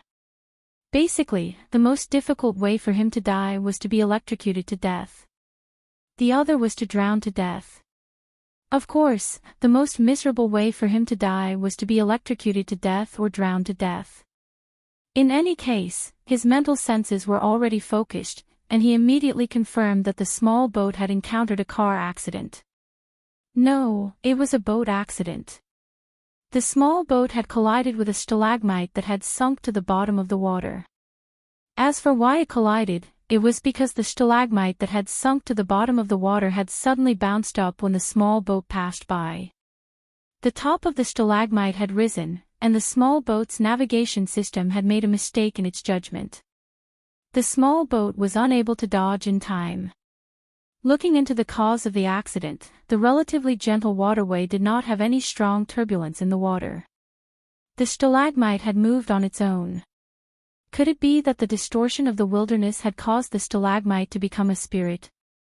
Then Luo Nan saw that the front end of the stalagmite and the small boat had already cracked open for some unknown reason. Large amounts of water poured in, and there were flickering electric flames jumping inside. However, the flames were soon extinguished. Luo Nan's mental senses were limited by the precision of his senses. Without the support of special techniques, it was not enough to naturally penetrate the completely sealed opaque barrier. But it was different if a hole was opened. Oh my, this is truly a pleasant surprise. Luo Nan reached out and slapped the cover. Since the outside of the small boat was still underwater, the cover adhered to its own mission under the control of the system. It firmly sealed itself. This was not a problem for Luo Nan. The external neuron poked at the system, and the cover ignored the surging river water and opened on its own. Luo Nan shivered from the shock of the ice-cold river water. However, not a single drop of water seeped in, aside from the transmission of the chill. This was because he had utilized the condensation ring to fully control the water molecules, forming a thin and tough water membrane to protect the effects of his disguise. And so, Luo Nan followed the surging flow of water out of the small boat's cabin. The small boat had already moved forward a few dozen meters crookedly with the flow of water. He still needed to turn back. He hadn't deliberately practiced swimming, but the sensor network built on the foundation of the condensation ring made him very sensitive to the details of the flow of water. Coupled with his outstanding body coordination, he found the feeling after just a few strokes in the water. The water was turbid and dark, but it was as easy as reading lines on his palm. Soon, he came to the side of the damaged stalagmite that was jumping. He gave it a push without any hope at all. Sure enough, even if the inside was hollow, the weight was quite heavy. At the very least, Luo Nan had no way of dragging it away. Luo Nan looked at the glimmer of light that still flickered within the fissure. He said to himself, "It's up to your luck." His soul strength interfered with the external neuron, forming an interference wave that swept across the control system within the stalagmite. A second later, a crack appeared in the middle of the stalagmite. The water that was supposed to rush in was strangely turned back and churned, as if there was an invisible wall that could not be penetrated. It was under these circumstances that the door on the stalagmite was able to break free from the heavy water pressure for a short period of time. It opened normally, and Luo Nan saw the transparent environment inside. He didn't go in. The door was far too small. Even his immature body of a youth would find it hard to squeeze in. With a slight thought, the water that had been blocked outside the door swirled and surged in. It was like an iron wok in the hands of a chef. It performed a unique skill similar to a flipping ladle. It dipped inside the stalagmite, and when it surged out again, it carried a small human body with it. The human body moved at an appropriate angle, avoiding the damage that might come from the door's collision. Perfect. It was just as Luo Nan's mental senses had predicted. This was a child that was at most 5 or 6 years old. He was about the same age as the little bastard from Worker Jai's family. The child's face was already warped with panic and fear due to the series of unforeseen events. But even so, he still opened his eyes wide, doing his best to distinguish the surrounding environment after the series of unforeseen events. He was very different from his peers who closed their eyes and cried for their mothers. "Let's go." Luo Nan grabbed the child by the back of his collar and turned around to chase after the small boat that had been washed several hundred meters away by the current. Then he saw the target that had sunk to the bottom of the river full of water, unable to rise again. This really was a sad story. Luo Nan shook his head and turned to look at the little fellow in his hand. Then he saw the pair of eyes that were doing their best to open wide. The premise for the little fellow to be able to do this was that Luo Nan had already used the condensation ring to filter the water, creating a breathing, aerobic environment. Perhaps the little fellow already felt that there was no need to worry about his survival, but he did his best to look over. His panic and fear began to settle, and his brows were still furrowed. He really did look like a precocious boy. If this wasn't the case, it would have been impossible for him to drive a small submarine disguised as a stalagmite through the waterway. In addition, this child's body, tonight was truly an eventful night. At this time, Luo Nan naturally forgot that he was the one who started everything. He was the legendary instigator of all this. Luo Nan walked forward in the waterway for nearly a kilometer before he finally left this section of the underground waterway. Then he found a relatively flat riverbank and climbed up while carrying the little fellow. Illumination appeared once more here, reflecting the blurry outlines of the surrounding karst cave. The Yuho market paid more attention to the construction of basic facilities, but no matter how much attention they paid, they couldn't withstand the appearance of accidents. "I'll compensate you." Luo Nan still hadn't thought of how to communicate with the precocious boy in his hand, but the boy took the initiative to express his attitude. Other than his voice being a bit shaky, everything else was quite good. After all, he was soaked in water. He wasn't like Luo Nan. His entire body was dry. It was as if he had swum in a fake waterway. Luo Nan blurted out a sentence, "That small boat isn't mine anyways." Crap. He forgot to change his voice. Also, the moves he made earlier seemed to be all on the mental side. Right when Luo Nan suddenly woke up and was vexed, the precocious boy went, "Oh." Then he actually didn't say anything else. Luo Nan turned his head to look curiously. He saw the little boy turn his head to size up the surroundings. Then he raised his right arm to look at the projected virtual screen. A detailed map of the karst cave's waterway was displayed on the screen. Fine. His plan to sell the map could be scrapped. Luo Nan sighed soundlessly. He deliberately suppressed his voice and said, "Do you know how to get there?" The little boy raised his head to glance at him. Cave 47 is surrounded by water. Oh. Luo Nan finally understood when he saw the gaze the little boy cast over, so it turns out I'm the one doing it. It was rare for him to meet someone younger than him. Luo Nan wanted to tease the little boy a bit. He imitated the tone of a cold-blooded killer in the movies. In this era, labor costs are the most expensive. Luo Nan's gaze shot towards the little boy's right hand as he spoke. The temperature in Spring City at the end of April wasn't low. The little boy wore a small cashmere glove on his hand. The sleeve of the glove covered his entire right arm tightly. The little fellow was very sensitive. He lowered his raised right arm. Luo Nan felt that he was being a bit rude, so he stopped teasing the little boy. Forget it. Let's go. Even if you're being kind, you need to finish what you started. He didn't ask the little boy about the map anymore. Even though he didn't know what Cave 47 and Cave 57 were, he had an entire set of water maps of the karst cave terrain in his mind. He was very clear that he just needed to head east and cross a secret underwater passage to enter the cave market. There was a small trading market at the edge of the cave market. It was naturally convenient to go there. He grabbed the little fellow's collar out of habit and prepared to head east. Who knew that the little fellow would struggle, go that way? The little boy used his left hand to point in the direction they came from. Go back.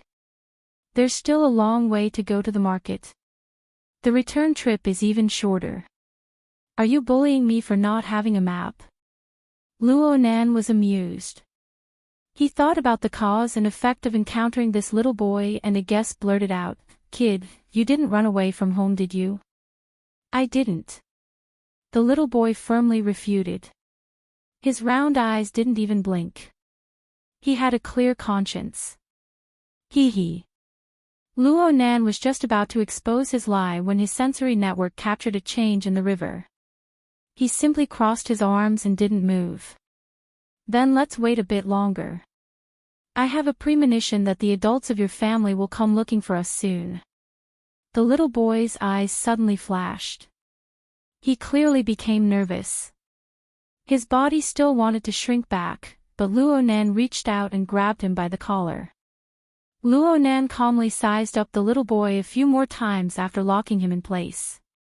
He coughed twice, cleared his throat, and suddenly increased his volume. He shouted with abundant energy, "Hello. Is there anyone here? Help. There's someone trapped here. There's a child among them." The little boy was stupefied the instant Luo Nan shouted. He soon began to struggle violently. But how could he compete with Luo Nan, who already had considerable accomplishments in the fleshly body? Extending his arms and kicking his legs, twisting his waist and shaking his shoulders were of no use. In the end, the little boy couldn't take it anymore. He let loose a torrent of curses. "You idiot. Do you want to die?" Kids these days really weren't cute. Luo Nan touched the hood of the cloak that covered his face. He turned to look at the little boy's flushed face and the fact that he couldn't continue after spitting out the profanity. He couldn't vent his anger and panic, but he didn't get angry from being offended. This showed that Luo Nan had a good personality. Forget it. Luo Nan didn't deny that the little boy and the people on the small boat sailing over from the distant waterway had their emotions suddenly fluctuate after hearing Luo Nan's shout. The color and structure of their emotions had more or less made Luo Nan pay attention to them. However, it was too late to say anything now. The waterway was soon illuminated by bright spotlights. The strong light pushed the shadows of the stalagmites in the water, rocking this isolated karst cave. Far away in the waterway, two small boats that were exactly the same as the ones sunk to the bottom of the waterway. They sailed over from the waterway one after the other. Yep, there was a third one underwater. The small boat was still some distance away from this place, but someone was already shouting on the boat, "Polio, is that you?" No one answered. The person on the boat continued to shout loudly, "Friend over there. Look after the child. We're almost there. You're quite polite." Luo Nan faced the little boy with a smile, still grabbing him by the collar. He really did look after the boy. The little boy glared fiercely at Luo Nan and cursed with a hoarse voice, "You idiot. This cloak and hat is really quite stupid. Oh right, you're called Polio. What's your nickname? Idiot."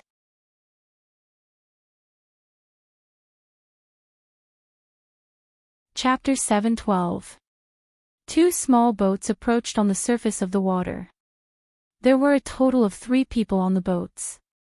The muscular man in the lead didn't wait for the boats to reach the shore. He jumped ashore first. Under the dim light, his skin was dark, his face was full of stubble, and his eyes were shining. This was especially true when he saw Luo Nan carrying the little boy Polio. "Polio, are you okay?" The bearded man expressed his deep concern. Luo Nan deduced from Polio's previous reaction that Polio would spit at him, or at the very least, struggle more fiercely. However, when the bearded man came ashore, the little fellow just hung his head and didn't say a word. Then, the bearded man sized up Luo Nan. He was a bit stunned when he saw Luo Nan's attire. Of course, cloaked men like this were not rare in the U-Hole market. After all, this was the vagrant exchange. Aside from the local authority dogs, there were also some vagrant criminals wanted by the Star Alliance Committee. The most important reason was that there were too many people coming here. They specialized in tricking people. It was best to be able to cover their faces. The bearded man immediately reacted. He grinned, revealing a mouthful of white teeth. He gave Luo Nan a cupped fist salute that was rarely seen in the outside world, but was quite common here. This was to avoid the awkwardness of shaking hands with people like the cloaked man. "Friend, many thanks. This child Polio has been tormenting us quite a bit. Friend, you. My boat sank to the bottom of the water over there. It collided with the little fellow's submarine." "Really? Then I'm really sorry." Clearly, the bearded man knew how Polio had run away from home. His smile was a bit awkward. The little boy still didn't raise his head. He just greeted coldly, "Uncle Luan." The bearded man laughed bitterly. "Polio, it's rare for your mom to go out. She entrusted you to me, and your Aunt Fun. Now that your Aunt Fun is sick, you can't be tormenting her." Polio said coldly, "I'm not tormenting her. There's just a problem with the experiment." The bearded man smiled bitterly at Luo Nan. He had the feeling of helplessness and love from an elder. He seemed to be seeking Luo Nan's approval. But Luo Nan's expression couldn't be conveyed under the double cover of the cloak and mask. Well, no matter how stubborn Polio was, the adults of his family had come looking for him. He had to return. Luo Nan, this customer of the exchange who disregarded past enmity and acted bravely for a just cause, obviously needed to be well received. Both sides exchanged names. Luo Nan naturally referred to himself as a smelting furnace. No one here would care. The 2 small boats on the surface carried them back. As there were only 2 seats on each boat, Zhang Luan smiled and said, "I'll squeeze with Polio. Brother Furnace, you take that boat." This was a very normal arrangement, but Luo Nan chuckled. "Polio and I are the smallest here. It's most convenient for us to be together. Am I right, Polio?" The boy looked up for the first time and only saw the silly hat blocking his line of sight. Half a second later, he nodded slightly as a tacit agreement. Zhang Luan was taken aback for a moment, then he smiled and said, "All right, I won't squeeze with you guys over here." XINZ, take care of the guests. Another small boat sailed over and invited Luo Nan and Polio to board. Standing on the boat was a tall and thin young man. His eyes weren't big, and when he smiled, they became slits. When he saw Polio, he sighed and said, "My little ancestor." Polio didn't pay attention to him at all. The two small boats set off. In the beginning, the young man, XINZ, tried to communicate with Luo Nan and Polio, but the two of them remained silent to the end. They didn't communicate with each other, and the atmosphere soon sank. On the other small boat, Zhang Lu and spoke a few words from afar at first, but then he became silent when he saw the situation. Only the faint noise of the small boat's motors could be heard along the way. The atmosphere was quite unbearable for the rest of the journey. As for the small boat that followed them underwater, it didn't follow them back. Instead, it continued to move forward to the waters where the incident happened. It found Luo Nan's overturned vehicle and the submarine disguised as a stalagmite. It circled back and forth a few times, studying them. Luo Nan didn't care too much. He just switched back and forth a few layers of the sensor network. He looked silent, but he wasn't idle at all. He didn't care if other people were having a hard time or not. They traveled along the winding waterway for another 7 or 8 kilometers before the core area of the U-Hole market was finally in sight. Luo Nan extended his head and looked at the chaotic and flickering area. His finger, which had been on Polio's collar, moved inwards and pinched him. "You said it. You're letting me stay at your house tonight." Polio raised his head in surprise, but he was pressed down by Luo Nan. He could only let out a muffled groan as though he was admitting it with a tsundere attitude. On the other side, Zhang Lu smiled. "It's not like we can't even find a place to rest here, brother Smelter, it's nothing. We can learn from each other if we stay together." This kid built a malfunctioning stone shell. His nostrils are all the way to the top of his skull. If I don't show him my high standards, he'll think that the well is the sky. Zhang Lu asked, "Brother, are you proficient in mechanical design?" "At least I'm a little better than most people."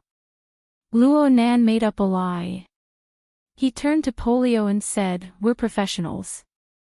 Don't forget to ask your mother to give me a discount when we go shopping." The small boat was docked at the dock. Luo Nan grabbed Polio and jumped ashore.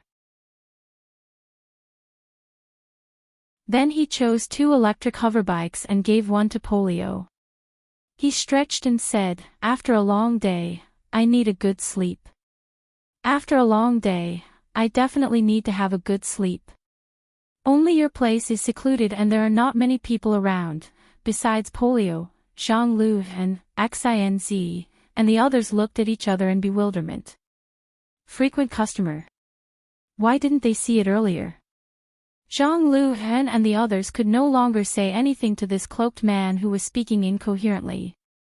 Their hearts were filled with bewilderment. XANZ pretended to have a slip of the tongue and asked, "Brother Furnace, did you come to our U-Hole before?" "Oh, sorry." Luo Nan was natural and unrestrained as he said, "He came here a few times, but it was anonymous." XANZ wanted to ask what was the relationship between Luo Nan and Polio. But Luo Nan had already led Polio forward on the hoverbike. He didn't show any signs of hesitation. Polio's mother's shop in the U-Hole market was quite large. It occupied a small karst cave that had been modified. It was located in a remote area, and it took some time to get there. However, Luo Nan led the way the entire time. The journey was smooth, and they didn't take any detours. Zhang Lu and the others were even more confused. They didn't say anything when they reached the shop. They left in a hurry with their heads full of doubts. After they left, Polio stared with wide eyes and asked, "Were you sent by my mother?" "Sorry, you're thinking too much." Luo Nan dispelled the boy's extravagant hopes. He didn't care about Polio's gloomy expression. He sized up the layout of the shop with interest. Just as he had observed through the sensor network, this shop was a repair center that sold mechanical parts. The layout of the shop was quite good, if he ignored the obvious signs of destruction. Luo Nan had long since set his eyes on the hand-assembled, wild-looking heavy-duty SUV behind the display window. He felt that this was simply the arrangement of the heavens. This car is mine. Ah. I'll help you solve your problem. Give this car to me. Polio was indeed a precocious boy, but he couldn't find any logic in his small brain when facing a character like Luo Nan, who defied common sense. He subconsciously raised his right arm to make a gesture of strength, but his expression suddenly changed when he raised his right arm halfway. His entire arm froze in midair. It swayed up and down, but it no longer obeyed his orders. Luo Nan looked over. Polio's face was swollen red. He turned around and ran madly toward the second floor of the shop. But no matter how intense his movements were, his right arm maintained a stiff posture. It was hard to move. Luo Nan didn't follow. He stood in place and frowned. 2 minutes later, there was a bang from upstairs. Something crashed down and rolled on the ground, making an ear-piercing noise. What followed was a series of smaller crashes, one after another.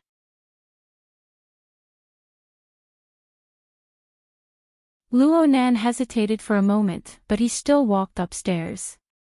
Polio was half kneeling on the ground in a room on the second floor.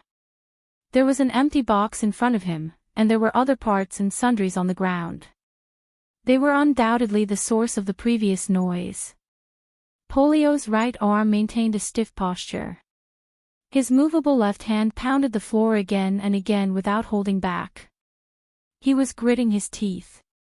His eyes were red and tears were swirling, but he didn't let them fall. Luo Nan couldn't help but be moved by the intense emotions of a 5- or 6-year-old child who was controlling them in a self-mutilating manner. Polio finally noticed Luo Nan at the door. He subconsciously wanted to retract his arm, but he completely lost the ability to control it. He could only let it lie rigidly by his side. He didn't let down the sleeve that he had just rolled up, revealing a large portion of the skeleton with a metallic luster. Polio's red eyes met Luo Nan's hidden eyes behind the mask. He subconsciously wanted to dodge. But he quickly restrained his impulse and roared back with an even more unyielding attitude. What are you looking at? Have you never seen a prosthetic before?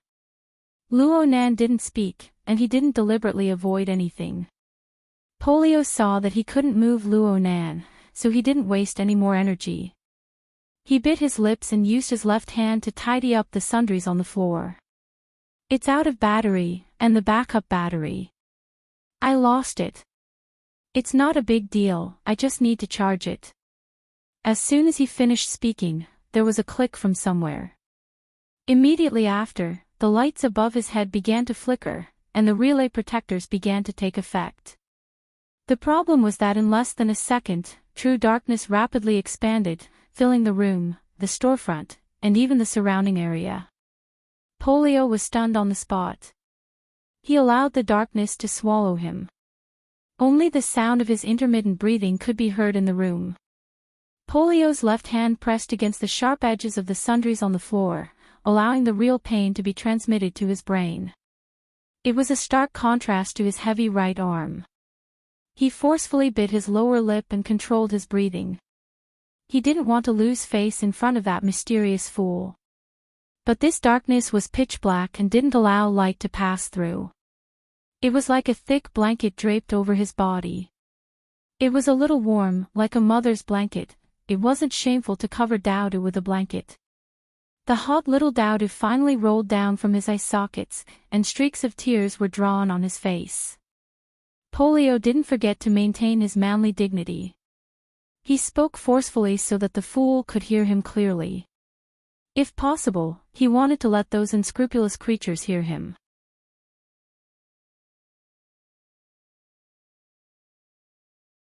Chapter 7:13.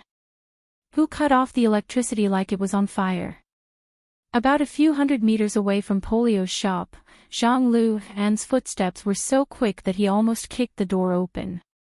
He growled at the group of people in the hall. There were 7 or 8 people sitting or standing in the hall, and they all looked over in shock.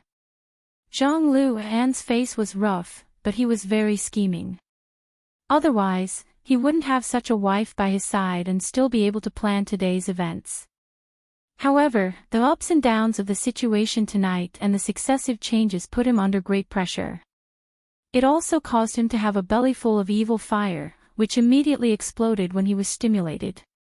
"Brother," and someone came up and tried to explain, but Zhang Luan thought he was the culprit. He glared at him and pushed him in the chest. "Are you an idiot? You can't even understand the gravity of the situation. That furnace isn't easy to get along with.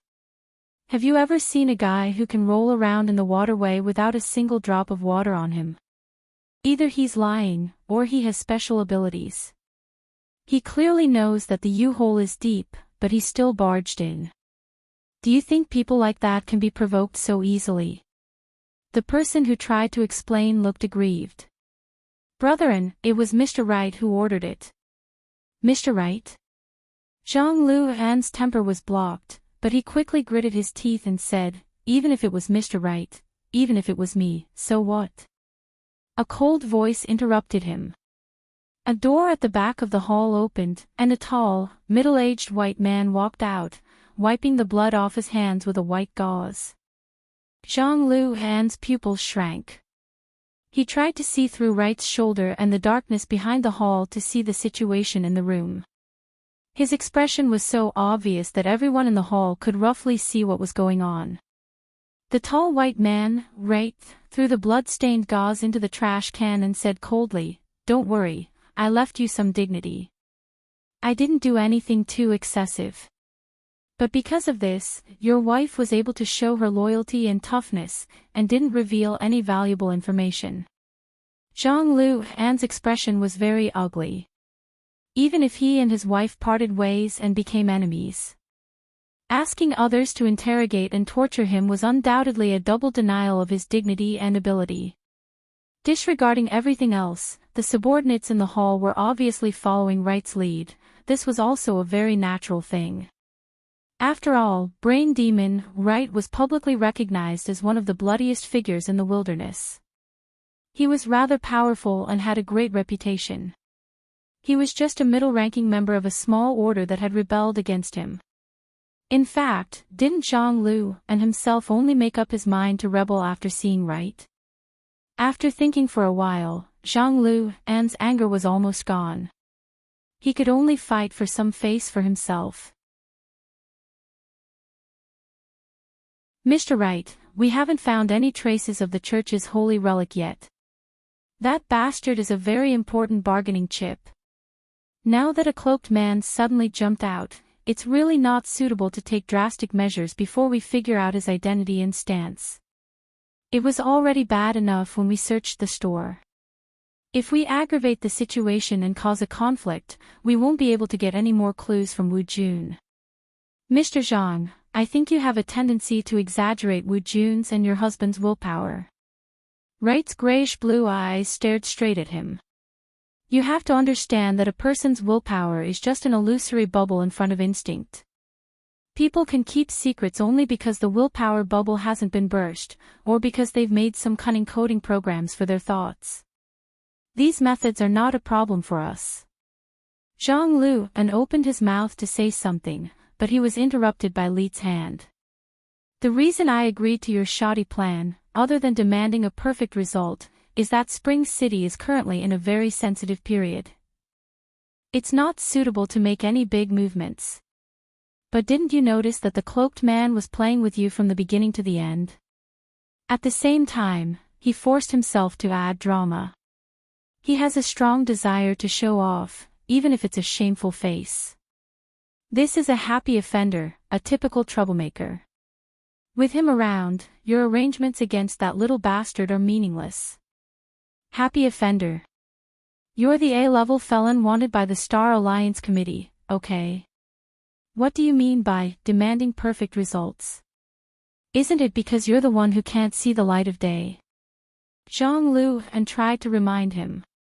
But if we provoke him like this, won't we make a bigger move? Also, we don't know his background. What if he's a super troublesome guy? That depends on luck. Wright smiled. I think you're lucky. If he's a trap left by Wu Jun, and if he's a troublesome strong guy like you said, you'd have been swatted to death like a fly the moment the power went out. Since you're here alive, that person's strength shouldn't be strong enough to break through the situation.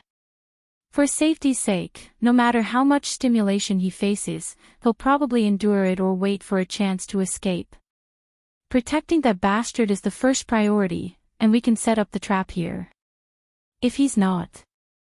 If he's just a self-righteous idiot who sees injustice, then the reason is right in front of you.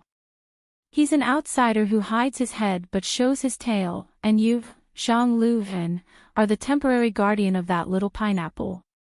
If there's a conflict, the Exchange and Spring City will undoubtedly stand on your side. Hey, have you forgotten about the great wanted criminal? It's hard to say for the Ability User Association in Spring City, but the military system is counting on people like you to provide funds. Zhang Lu and swallowed the words that were on the tip of his tongue. From his nickname, it could be seen that the legendary Brain Demon was never a good-tempered person. He could only beat around the bush again. But Boss Jun, Wu Jun's relationship with the Exchange and the Ability User Association is very good. If we really provoke those people, things will become very complicated. Don't you still have me? The corner of Leet's mouth split open. In his dark red mouth, the tip of his tongue that was shaking was as long as a blunt needle. What I want to do is work with my children to shut up those disobedient fellows in time and prepare a delicious meal at the same time. The interior of Polio's shop was pitch black, but the precocious Polio didn't shed Lil P. He widened his eyes and looked at the energy bar of his multifunctional mechanical arm that was slowly but visibly increasing. At first, he thought it was an illusion. After all the power sources in his house were useless. Wires, wireless charging, and other devices were meaningless. However, the charging motion under his eyelids was still progressing steadily. He moved the mechanical arm of his right hand slightly. His bionic fingers flexed and stretched, and the various parts of his body were checked. There were no problems. You can move a bit more. As long as I'm here, it's very easy to charge. Pineapple unconsciously grinned. He found it hard to suppress his excitement. Silly, you're too awesome. All right, I'm really quite silly. I ran a marathon and an hour of tests just to help you charge. What was I thinking? Pineapple was slow for a moment before he finally came to a realization. Sorry, you're called Electric Furnace, right? I understand. You deserve to be tormented by others. After accompanying Pineapple through the initial excitement, the little boy's feelings toward Luo Nan were completely different. However, compared to the emotional changes, the process of accumulating electricity seemed to take a long time. Luo Nan's electromagnetic configuration was like killing a chicken with a butcher's knife. However, he was still unable to change the physical properties of the power source. He still needed to have the necessary time. The topic naturally extended from the mechanical arm to explore the source and cause and effect. Of course, this was a sensitive topic. In the past, Pineapple would have been unwilling to talk about it. But now, his mood was on a roller coaster. He had seen worse situations, so he was more or less desensitized. The continuous injection of electricity washed away the haze in Pineapple's mind. It gave him more courage to talk about everything to his new friend. The little fellow opened the hollow chamber on the upper part of the mechanical arm. Here, this is my arm. In Luo Nan's eyes, Pineapple's right arm, wrist, hand, fingers, and other body structures were all intact. There seemed to be no problems with the deeper bones, joints, muscles, and blood vessels. However, its total length was less than 20 centimeters. Judging from Pineapple's age and height, the length of his arm should be more than half that of a newborn. This was the level of a newborn baby. There was no doubt that this was some sort of developmental deformity. Ever since I was born, this arm has stopped growing. It has been maintained in this state. I have no way of controlling it. It's just an extra section. Faced with this situation, Luo Nan did not know what to say in order to not agitate Pineapple. He could only maintain his silence. The little boy became calmer as he spoke. Mom told me that with the current level of technology, there would definitely be a way. She brought me to see many doctors and made many plans, but she was never satisfied with them. Last year, Mom asked someone to order this mechanical arm for me. She said that it was temporary. Actually, I feel that other than its endurance, everything else is fine. Pineapple pretended to be magnanimous when faced with Luo Nan's gaze. With it, I can do many things that other children can't compare to.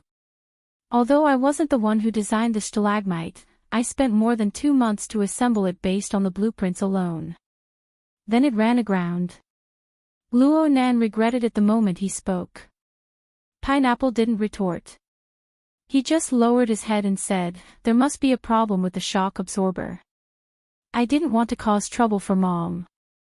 After Anthan sent me a warning signal, I wanted to dive into the water and run away. However, I shouldn't have walked that route.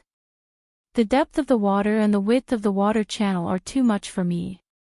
It would have been better to hide in the deeper parts of the karst cave. Luo Nan watched a 5 or 6-year-old child seriously review his assembled underwater mechanical vehicle and the route planning problems.